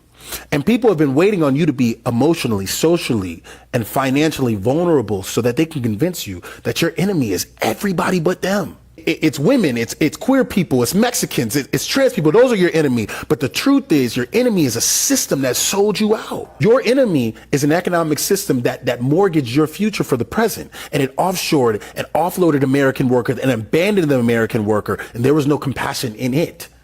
And now it's asking you to abandon compassion for cruelty. Just tap in, bro. When you're listening to stuff online, just tap in. Y'all gonna be all right. Yo. Yeah. I saw that earlier today. And when I saw it, I was just like, you know what? Bars. Bars. The only thing I would change in what he said, it was near perfect. Only I don't think that message is just from people to 18 to 24. You know, I think that's for everybody, because I think that there are a lot of people that are falling for that trap. I think that there are a lot of people that really do believe that masculinity is something different than what it is. And it's just been because it has not been redefined the way that it should have been. You know, I think that what we were talking about earlier as it relates to the incels and the people that feel that, oh yeah, these women are only looking for one type of man. They want them to be over 6 feet and, you know, 6 figures and yada, yada, yada. It's like, excuse me, while that may be a thought process that is not rooted or grounded in 100% reality, right? Not saying that it never exists, but to just, once again, paint with a broad brush and say all women want this type of man. Like, that thought process alone is kind of idiotic when you think about it. When you think about the vastness of just the human experience, you are going to say that all women want this one type of guy. And that is the thought process. Yeah, that most women is all chasing after the same 10% of a person. Nah. all the top 10% are chasing after is that type of guy. Why are you trying to holler at that? That's what we were talking about earlier, bro. First off, you need to set more realistic expectations, right? Like everybody needs to, be real. But then two, stop making excuses. Stop making excuses about why someone does not like you, because the reality of it is that it may be something that you are or aren't doing. And it has nothing to do with what you aren't, but more about what you refuse to do or how you refuse to evolve. And it's not about being a simp, but it is about understanding that, like, if your money isn't as important as it once was, it doesn't mean that you don't add value, but now you got to figure out how am I going to add value to this woman that I am interested in, right? You also need to assess if the woman that I am interested in is only interested in me because of my money, then this is not someone that I should be with. And you should not make all women pay for that. All women should not have to pay for the few that were not for you. Because the reality of it is that what you're looking for is a relationship. Bro, you only got to hit the jackpot once. The odds are still stacked in your favor. And this message goes to women too. I get it. He was a piece of shit. He was a dog, right? Figure out how you got with that dog. Figure out what it was that attracted you to him beyond just the physical. Understanding, was there anything in your process that you could have augmented? Is there anything in your process that you can change where you'll meet someone that you're physically attracted to, but that maybe doesn't have that toxic feature, right? And then make that adjustment and then try again. And if you happen to be in that season where that person is not appearing, find some other shit to do with your time. Find something to do with your time other than just being at the crib, being alone, being bitter. Figure out how to love yourself and how to love your own life. And I feel like there are a lot of women that tapped into this. And a lot of these women are searching for those men that have also done the same thing, because there's also a lot of men that have done that. I think they're just having a hard time of finding one another, right? But for everybody else, it's like, y'all, we got to tap out sometimes. Sometimes we have to tap out of,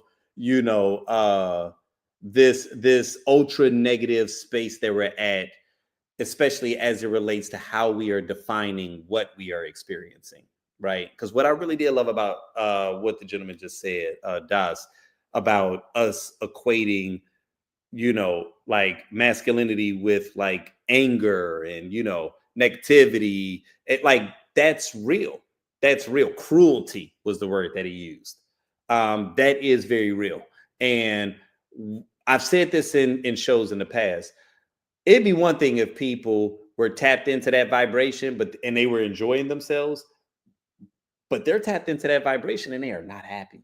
And so I'm just wondering what's going to be the collective awakening that we have, not only as a people and as a culture, but then also like overall, like when are we collectively going to wake up? When will we say, okay, enough is enough? Like I said, I think that social media is a tool. I think that the internet and technology is a tool. I think that we've become overly reliant on it. I think we really, really need to be cautious with it. And like I said, I need to see more intelligent people being more vocal. And I know it's hard. And what I mean by being more vocal, this ain't even an anti-Trump thing. Like just being more vocal, period, man. Y'all, we need to get in the game. We need to get in the game. I think it's really easy to take your foot off the gas or to just say, I don't want to deal with that. Rather it be because you believe that these issues are going to solve themselves, or whether it's because you just don't see how important it is because it doesn't affect you directly. And I don't think that that's what we acknowledge or what we understand, is that we are all interconnected. We are all interconnected. You no longer have the luxury of just being hands off when it comes to things that involve your community. Because it might seem like it's not affecting you, but it is. It is. It's affecting the entire quality of life. It's affecting even your ability to be able to enjoy any success that you have. Can you really enjoy success when you're looking around and everybody else is like struggling and having a hard, you feel what I'm saying? Like we need to start thinking about community building again and just what that looks like. And I've talked about this in times past. It's not a gargantuan feat. It's just people being intentional, people thinking about how can I add value in some small ways. If you wanted to see your community develop, like what can I shift? What am I purchasing right now that I can shift this buying pattern to someone that owns a business? You know, in what way do I have some knowledge or do I have some benefit where I can impart this on someone else? Like I don't see how we get out of what this next administration is shaping up to be without us figuring that out. Like we're going to have to figure out how we rewrite some of the things that have occurred in the last, 30, 40 years, right? Like we got some community building to do. So I'm going to make this quick aside because before I wrap, because there is something that I want to talk about specifically when I wrap, but this video just came across me a few hours before I went live, and I just got to share it. It's interesting. I'm not going to play the full thing, but if you want to see it, Joyanne Reed, she posted it also. But there's just something specific that I want you guys to see about this video. Like to get federal funding to help put 5,000 more cops on the street in Chicago. Would that help drive down crime?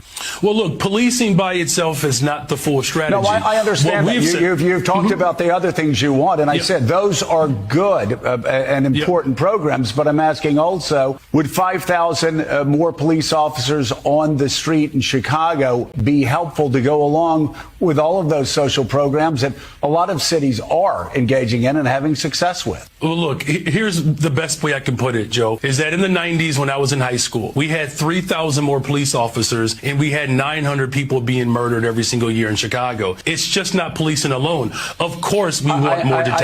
I know it's not policing alone, but I know it's not policing alone. You've told me everything else you want. I'm curious, and this does come down to an ideological difference between people. Do you believe that the streets of Chicago would be safer if there were more uniformed police officers on the streets of Chicago? I believe the city of Chicago and cities across America would be safer if we actually had, affordable housing. Look, okay, I'm not saying that that's not the question I asked. My question is, and I just need a yes or a no, do you believe the streets of Chicago would be safer if you got all of those other extraordinary programs put back into place, which do have a history of being successful, if that's complemented by having 5,000 more cops on the streets of Chicago? I don't believe that we should narrow it down to just police officers, Joe, is what I'm saying. That is an antiquated approach. I'm saying we've invested in detectives. Mr. Mayor, are you hearing what I'm saying? I'm agreeing with you that all of these other social programs are extraordinarily important. I just need a yes or a no, and then this will be the last time I ask. If you get all of those other social programs that 800 million that New York City does, Los Angeles, other people do with great success, would an additional 5,000 cops on the streets in Chicago help complement those programs to make Chicago safer? Look, we are working hard to make sure that our police department is fully supported. I don't believe that just simply putting out an arbitrary number around police officers is the answer. What I'm saying is policing and affordable housing. It's policing and mental and behavioral health care services. It's policing and youth employment. It's a full package. Of course, we want to make sure that our police department is fully supported. That's why I've invested in our Detectives Bureau, because what we have seen in the city of Chicago, when we solve crime, it acts and serves as a deterrent. It's policing and all of the other efforts that we're doing. Here's the last thing that I'll say to that. The federal government could work stronger to coordinate with my police department to get guns off the streets of Chicago. We've seen these efforts work. Just a couple of weeks ago, the ATF working with my police department, we removed over 150 guns off the streets of Chicago that were trafficked in through Mississippi and Indiana. No one is saying that police officers don't play an incredible role in driving safety. They play an absolute pivotal role in that. But we have asked law enforcement to do too much. Police officers are being asked to be social workers, counselors. What I'm simply saying is, if we're going to build safe and affordable cities across America, the one thing that safe communities all have in common, they invest in people. We have a poverty issue in the city city of Chicago and cities across America. Police officers alone will not put food on the table. Police officers alone will not guarantee a high quality education. Police officers alone won't drive down unemployment. We need all of it. The President of the United States of America and the federal government could restore Medicaid. They could restore SNAP. They could stop defunding our public education system. Here's the most important point here. Justice Brandeis, over 100 years ago, the first Jewish American to sit on the Supreme Court, he said that we could either have a democracy or wealth in the hands of the concentrated few. But we cannot have both. We are fighting for our democracy and our humanity right now.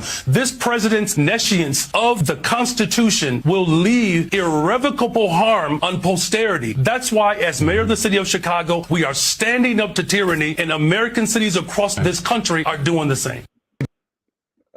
Okay, I lied. I felt like watching the whole thing. He was cooking. Yo, my man Brandon was eating. You know what I'm saying? I can't interrupt that meal, man. I can't interrupt that meal. So I listen. Man, I don't currently live in Chicago. I still got an ID there. You know what I'm saying? I still got property there, right? But I don't live there actively, right? And you know, I can't follow the city's politics as closely as I would if I was reading the daily papers, right? But I'm still very much tapped in, man. And the things that I'm seeing from that brother is it's making me a fan. You know, I wasn't living in Chicago during the time of the election, so I couldn't vote. I'm not 100% certain if I would have voted for him or not. But you know, I wasn't mad when he got it. You know, and I know it was what appeared to be a bit of a rocky start, but you know, it takes some time to figure things out. And listen, man, when I am seeing the things that I'm seeing, it feels like he's starting to hit a bit of a stride, you know, and I appreciate his voice. I appreciate the fact that he is not backing down, right? And he feels Chicago strong. He feels like who we are in that city, which is a city that ain't taking no shit off nobody. Like, that's who we are. We are one of the biggest cities in the United States, one of the biggest cities in the world. It's one of the most beautiful places in the world, has incredible people. And we've got some issues too. But ain't no bitches in Chicago is all I'm saying, right? And so I appreciate the fact that Brandon has been holding it down.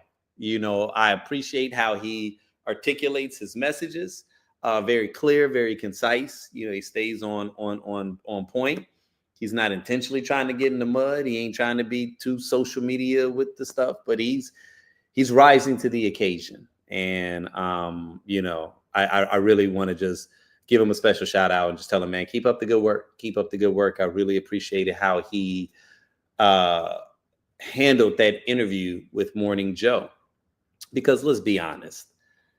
See, and this is how I know I couldn't have been the mayor. There's a whole conversation about that later on that I'll get into, you know, at some point. But me and the homies believe that there was a window. There was a window where if I had a ran for it, I could have done some damage. And I laugh because I'd be like, yeah, I would have been a little more chaotic than what I think the city needs. Because I don't know if I have that degree of patience at this period with just what's happening. And I know that the position will force you to kind of acquiesce. But man, I'm liable to slip at the tongue because sitting there talking with Morning Joe, it's like, bro, what are you trying to get me to say? Like, and that's why I just appreciate the fact that he stayed on target. Like, I know you're looking for a soundbite, and I'm not about to give you this soundbite. I know what it is that you want me to say, but see, I would have taken it in an entirely different direction because I would have been like, you know what? It's funny that you seem to have a lot of journalistic chutzpah when it comes to me because nobody on your entire network seems to say anything when you're talking to Trump. Nobody. Everybody is kissing this man's ring, but you are raking me over the coals right now. So congratulations for growing a pair. And that's when the feed would have got cut and then you would have heard that little music.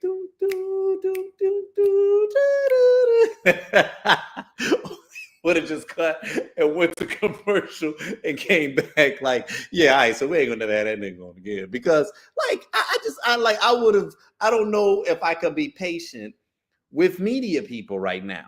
Like when I see just how like the disparity in the coverage. You literally just saw JB Pritzker on a water taxi interviewing the press, trying to prove to the press, hey, you guys, it's not a war zone here. Look, we're on the Chicago River. There's the Trump Plaza. And yeah, and I'm gonna say something a little tough. It's like the fact that we even have to do this because you got people that are existing that really believes that Chicago is a war zone, that all of a sudden needs the National Guard there, even though we have not needed it ever, right? It's the fact that we have to do that, and that if they did not do that, then all you do is allow Trump to continue to, exist with this narrative and exacerbate this narrative that would ultimately justify, at the very least to his base, that it's needed, all the while it being the most absurd and ridiculous thing that everybody collectively knows. And I think that that's what frustrates me about the news, is that it's like, okay, go ahead and report what it is that he's saying, but it's okay to still report the facts. It's okay to still state what actually is reality and what's not. I saw something earlier today, and forgive me because this was a clip from Fox News, but it was frustrating nonetheless. So the governor of Maryland was had an exchange with President Trump recently. And, there was a back and forth, and president was like, oh man, well, when I met him for the first time, he was saying how I was the best president that, he's ever known, and just said a whole bunch of crazy stuff. So as it turns out, Fox News was there recording it, and they actually played the receipts where you saw that West was being very respectful to the mayor. He was kind of going back and forth with him, being very dignified. He's a military man, so he's being very dignified. But at no point did he say anything in the vicinity of, I think you are the greatest president ever, blah, blah, blah, blah. They end that feed, and the person that is reporting it is like, yeah, so I mean, what you heard what he said. So, I mean, was the president lying? Was he not? It's up for you to decide. Nigga, what are you talking about? No, it is not up for us to decide. State the fact, which is that the president was lying. Why even play the evidence if you are not going to share what the evidence is saying? Yo, this is like the video I had a couple of weeks back where I was like, I don't argue with crazy, because all they're going to do is pull out the paint bucket, like in the Roadrunner cartoons, and paint an imaginary tunnel, and they're going to run in that tunnel. And I can't run in that tunnel after you. I don't have crazy powers, right? I'm limited by truth. Like, so people that keep wanting to play this game with stupid, people that keep wanting to play this game with crazy, I can't do that because I'm not stupid and I ain't crazy, right? And that's why it just feels like a perpetual gaslight. And I'm telling you, I am inches away from losing my shit every day. Not because of Trump. I've been known he's an idiot. I've been known he's an imbecile. It's everybody else acting like this shit is regular, right? The people that are supposed to be the guardians at the gate. I'm not even saying you gotta like talk major shit, but like, yo, when you cut back, can you just at least ignore? So South Park gonna be the only thing that got some balls? Them in the Daily Show, right? And a couple of late night hosts. It's like, okay, it's scary, okay? But shout out to Brandon Johnson, right, for just hitting us with facts, because this is one of those things that, as absurd as it is, the real reason that we have to be concerned about this is this whole battle about whether or not he's going to send out the National Guard, whether or not he can. And, it's a lot of other things that's happening behind the curtains that a lot of people aren't aware of, that I'm starting to read as it relates to just certain backdoor sessions that, Democratic governors are starting to have, and really understanding like what their power is and how they're going to flex their power. So there's a lot of interesting things that's happening behind the curtains that you don't really see on social media. But it's still just crazy to witness in real time, like what's happening. And so I think that that's just one of the things that to me is just like, there are times where you want to stay tapped in, but it really feels like a perpetual gaslight. You know what I'm saying? And yeah, I think there's going to be a lot of people that are going to have to atone for this.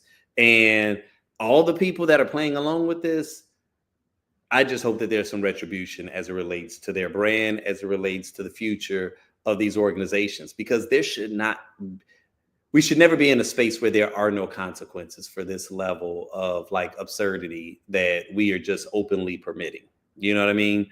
But, again, I can't say it enough, man, that I am pleased to know that as it relates to, my city, that they are holding it down. Because like I was saying a moment ago, the one area that we have to be concerned with is that while some of this stuff may not be able to happen, or we may be acknowledging how absurd it is, what's really happening is their attempt at normalizing military, right? Like, and just kind of getting us to the point where when the military pulls up, we just kind of look at it like, oh, there go Trump being Trump again, but by the fourth or fifth time, okay, now we're forming a habit. Now people are going on about their daily world, and seeing, military posted up isn't as jarring, right? Because he's familiarizing us with something that is not supposed to happen. And so I don't think that people realize that that is what we're pushing against, because everybody's only thinking about what's happening right now. And that's what I really found disgusting about Joe's line of questioning, is you keep trying to get him to acknowledge whether or not 5,000 additional police officers will lower crime. Duh, nigga, if I put 1,000, if I guarded your entire neighborhood and put a circle around them with barbed wire, would that prevent people from stealing your Amazon packages? Yes. But do I want to live in a goddamn war zone, bro? Like this is a dumbass question. Are we trying to solve the issue, or are you just trying to slap a bandage on it? Because one or two things happens with this. You don't just put in 5,000 peacetime officers and then once crime drops, you take them away. Because if you do, crime is going to skyrocket at that point. So what you're talking about is a permanent installment of 5,000 peacetime officers that are more than likely going to be federalized. So it's not even about the states anymore. It's about it being federalized. This is a fucking issue. This is an issue. And so everybody that's, oh, well, it's a little bit safer today. And, it was somebody that was walking around D.C. recently and had a bunch of diamonds. It fake as hell, because, nigga, you wouldn't be walking around D.C. like that if that was a real ass chain, because that chain looked like it's about 300,000-400,000, if not in the millions. So we know that them are fake ass diamonds, but he's walking around talking about how, yeah, if something was to happen to me, I'd call out to the military right here. I'd call out to the police because they coming to get you, and it's like, of course, a lot of people are posting this. They're running with it because it's an idiot that's saying something that, clout chasing. And it feels like, oh, yeah, see, it's safer. And then I see people arguing in the comments section where they're trying to make it seem like this is valid. That, well, see, y'all don't want to address the guns in our communities and this, that, and the third. It's like, oh, my God. So I'm watching Black people slowly start to come over into this space where we are thinking that this is the solution to us not living in a war zone. And it's not, for a couple of different reasons. One, because crime has been on a significant downslide over the last 20 years, over the last 20 to 30 years. I had to ask somebody the other day, like, when you went to high school, you was aware of the fact that occasionally some shit would happen, right? You was also aware of the fact that sometimes people was up to no good. Some gang shit might pop off, right? Okay. Do you think that you should have had like tanks and like armed guards on the corners while you was walking to school, like in high school? Like, I don't know your high school experience. I just want to know. Mine didn't feel like that. I didn't need to see tanks in High Park when I grew up, right? Even though gang fights would kick off, even though people got beat up on the bus, got their Jordans taken, you know what I'm saying? Like, you would hear about these things, but at no point did we say, man, we need some tanks out here, man. We need some AR-15s to secure this area. We never felt that way, right? Well, what if I told you that crime today in 2025 is literally this is not anecdotal. This is literally half, less than half, I mean, more than half of what it was when we were coming up in the 90s. But y'all think we need tanks today when it's at an all-time low. See, and what's starting to happen is we're confusing once again. This is a recurring theme tonight, right? We're conflating what we see on social media with what real life is, okay? Because crime has always existed. Anytime you put millions of people into a space, some shit gonna pop off. You already know that. You can't live in the same house with your two brothers without y'all fighting by the end of the week, but you think you can put a couple of million people in a city and occasionally some shit don't happen, right? But the likelihood of it happening to you is still slim, and there's still a system involved that ultimately seeks to protect you. But you want to know what the difference is? It's social media. See, when we were growing up, we didn't have the Citizen app. See, a lot of y'all also got that damn Citizen app. Y'all need to delete that shit. That every time something bad happened in your community, you tapped all the way in, right? It's like crime porn. People that sit up and watch serial killer documentaries all night and can't figure out why they depressed and can't go to sleep at night. I wonder why. You've been watching mass murdering for the last couple of months. Of course you got insomnia. What do your habits look like, right? So it's like if you're consuming all of this content from social media, and keep in mind, the only things that's going to go viral is the shit that's bad. So you're only seeing the bad stuff. You're only feeding your brain the bad stuff. And so it's got you thinking that even though things are half as bad as it was than when you came up, you're thinking it's 10 times worse. And this is one of those situations where the data, the actual data, is saying something very different than what your internalized feeling is based off of what you're consuming on social media, right? The same way that an ignorant person believes that putting 5,000 officers in an area makes more sense than taking a fraction of what it would cost to do that and investing in these communities. See, that's what's fucked up about it, right? Like, why even ask that question? Why even ask that question what he should do? Do you know how much money it will cost to put 5,000 more police officers? Because again, what are these part-time officers, nigga? No, we got to train, we got to do, like, and you don't just fire them. They are now a part of the budget, bro. So now we, as citizens who already strapped as it is, we paying for that shit. We pay for that shit. That's another thing y'all not thinking about. So instead of them investing money in the community, which will lower crime and put more money in our pockets, you want them to bring officers that are going to get paid by tax revenue, which means we are paying more. We are paying more to be over militarized. And you're telling me that this shit makes sense. Stop it. The data is saying something different. And you know it's saying something different, Joe. So you asking that question is you tap dancing for this fucking administration and your Republican buddies again, because you want to convince them that even though you were anti-Trump during the period, oh, I'm still sticking it to the Democrats. And who did you pick? The black mayor, right? All these black mayors got targets on their back because the shit that they're doing is actually working, and y'all don't want that. I'm telling you, man. I'm telling you. That's why they keep with this DEI shit. Because they can't hold us down. The only way that they can hold us down is they got to literally Tulsa us. They got to Tulsa, Oklahoma us. Because no matter how much weight they put on us, the only thing that happens is our legs get stronger and we carry more. And they like, fuck, I guess we got to put some more on them. Y'all niggas need to wake up, man. There's some real shit out here, man. And I'm getting tired of feeling like I'm screaming into the void. Because anyway. But that's what I had to say. Shout out to my man, Brandon Johnson, man. For real, for real. Like, you making a believe out of me. You know what I'm saying? Like, I wasn't fully tapped in, right? Because, again, I'm in Arizona, man. But, I keep my ear to the streets, man. And I like what I see. I like what I see. So, finally, you guys, and thank you for, sticking around with me. But to close tonight, I wanted to touch on a recent controversy with Snoop Dogg, okay? So he shared that he took his son to see a movie that featured a same-sex couple, and his comments about that sparked the firestorm. Some praised him for speaking on it, others dragged him for even bringing it up.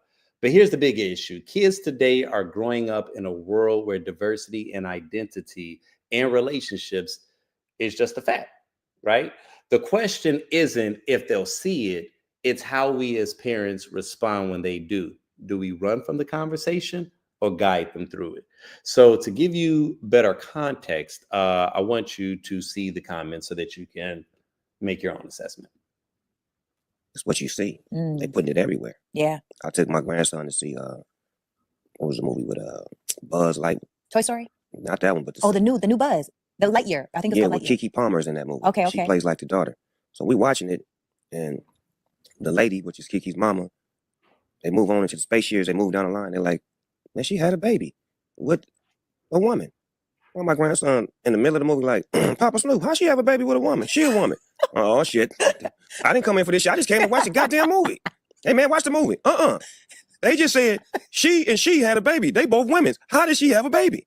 Shh. The movie ain't over with. So it's like, it's fuck me. I'm scared to go to the movies now. Like, y'all throwing me in the middle of shit that I don't have an answer for. What'd you tell them? Watch the movie. Eat this popcorn. Shh. These are kids that we have to show that at this age. Like, that part. They're going to ask questions. Yeah. They are going to ask. I don't have the answer. Yeah. Snoop Dogg, as if he has not had enough of a fall from grace, said this when he saw Disney's Lightyear. This scene, a married couple featuring two grown women greeting one another with a kiss. So what's he mad at? All right, so now people mad at Snoop because he said he feel uncomfortable taking his grandkids to the movies because there was a scene where one of the characters had two moms and he didn't want to have to explain that to the grandkids. And I get that. That's got to be uncomfortable. I totally understand it. And honestly, you can't get mad at Snoop on this. Not this. Because he's traditional. That dude old school. He came from a whole other time. A time where it wasn't but hoes and tricks.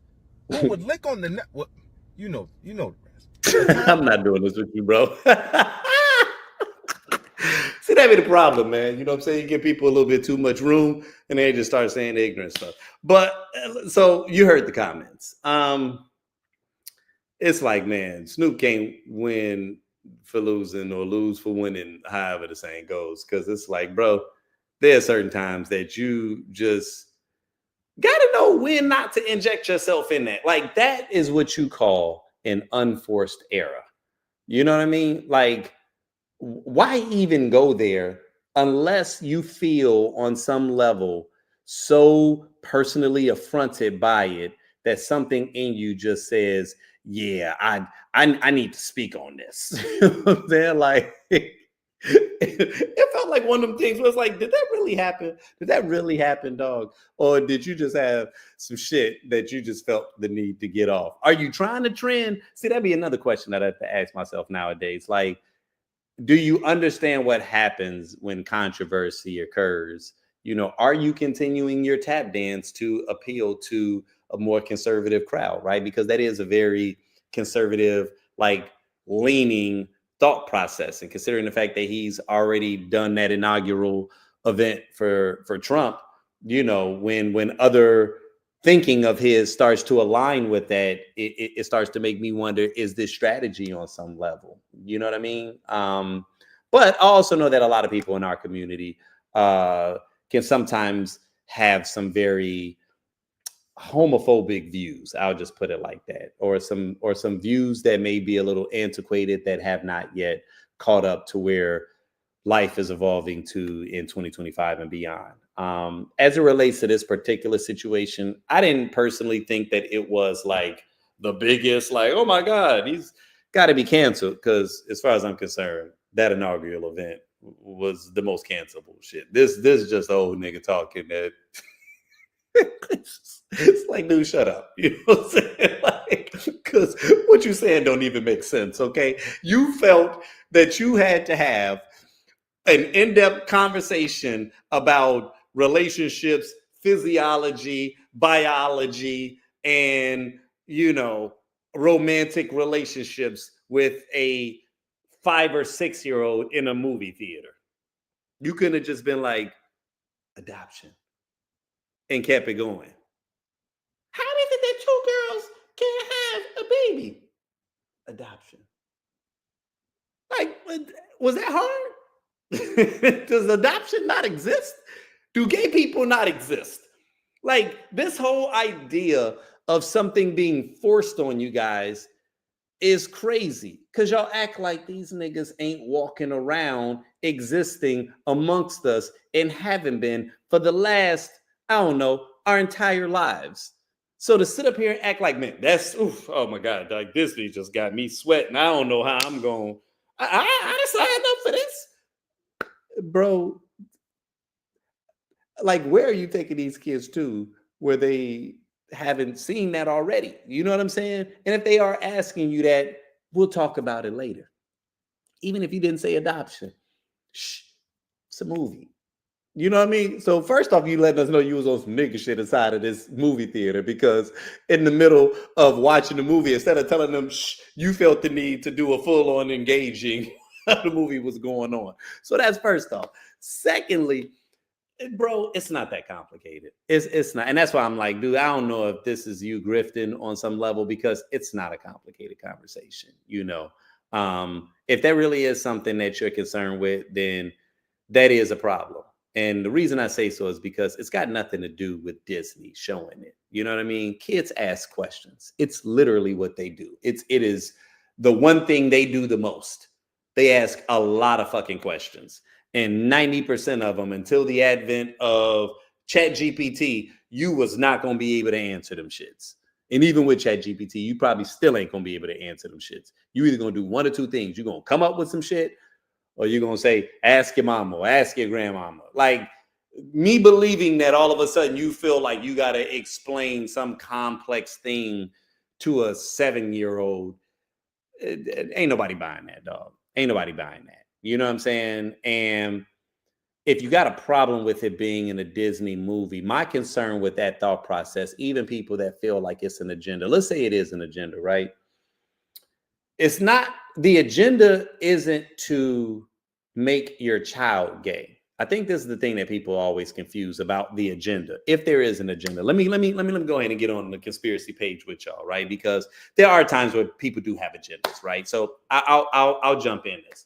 There is an agenda, but the agenda is not to make your son like penis. It's not.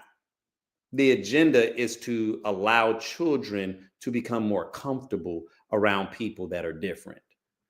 The agenda is to make people more accepting of individuals that lead different lifestyles than they live. And there's absolutely nothing wrong with that, right?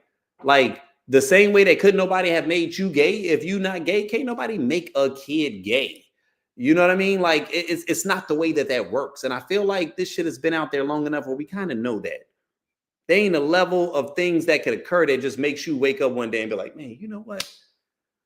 I think I want some homosexual loving. You know what I mean? Like, it's that's not the way we think, right? Like, the same way you didn't make the decision on who you like, a person of any one of these gender types or sexuality types did not make that decision. This is what they desire, right? And the only thing that people are hoping for or are looking for is that you can accept that they are who they are, right? And I don't understand how we keep getting lost in that. We keep thinking that if we take gay material off of the web and off of Disney, that people just gonna stop being gay.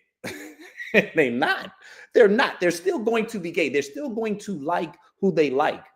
And there's a good chance that y'all gonna be out at a restaurant and there's gonna be a same-sex couple there, and that inquisitive ass 6, 7, or 8-year-old is gonna have a question and you're gonna have to answer it. So what's next? Should Cracker Barrel no longer permit gays to come into Cracker Barrel because Snoop don't know how to share that some people, like men and some people like women, even though they're a woman, and when you get old enough, we'll find out who you like. Shit. You know what I mean? Like, but it's a conversation that's going to happen unless you're just going to keep them in a silo.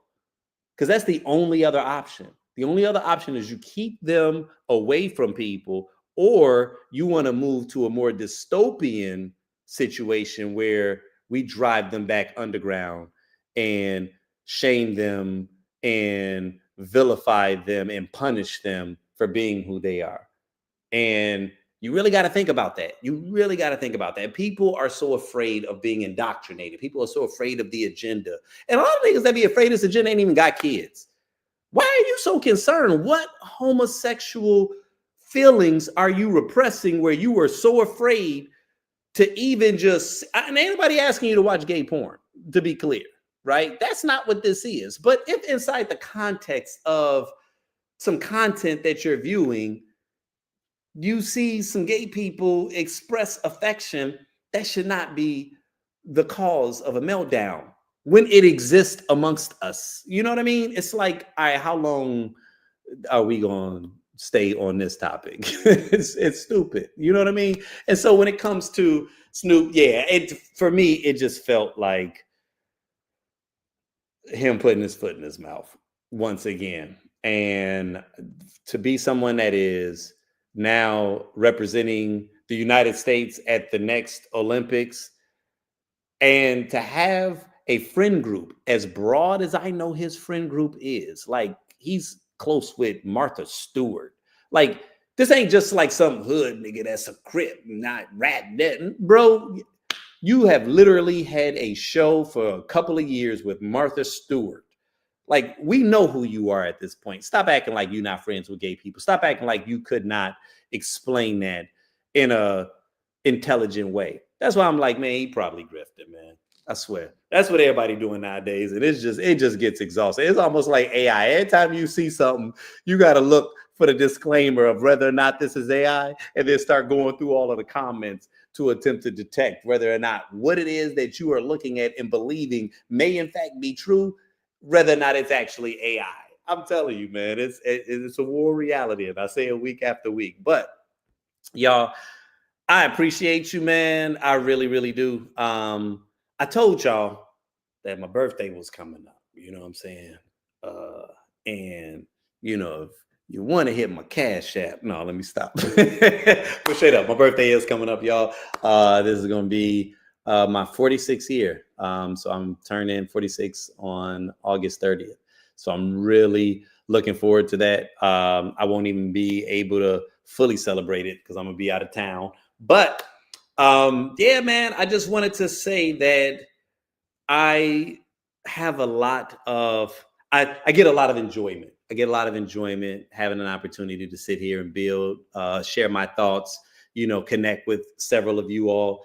And, you know, I'm really looking forward, man, to just where we can continue to, you know, grow this. And so, you know, if this is something that you enjoy, you know, definitely drop me a line and let me know. You know, the feedback always feels good. If there's certain guests that you want me to speak to, hey, you know, feel free. Like, this is a community, whether or not y'all realize it. I've been trying to get y'all to be a little bit more interactive in the chat, but I get it. You know, you might be watching it on TV or, you know, listening to it after the fact. So I'm not really stunting on that, but I consider this to be a community, right? Like, this is that phase where we having a lot of fun, and I'm throwing spaghetti against the wall before it fully becomes a thing and shit. And then y'all be like, yeah, I don't like him no more and shit. See, I used to like him back when it was just like, you know, 30, 40, 50 people watching live and shit. Like, I don't really like it nowadays.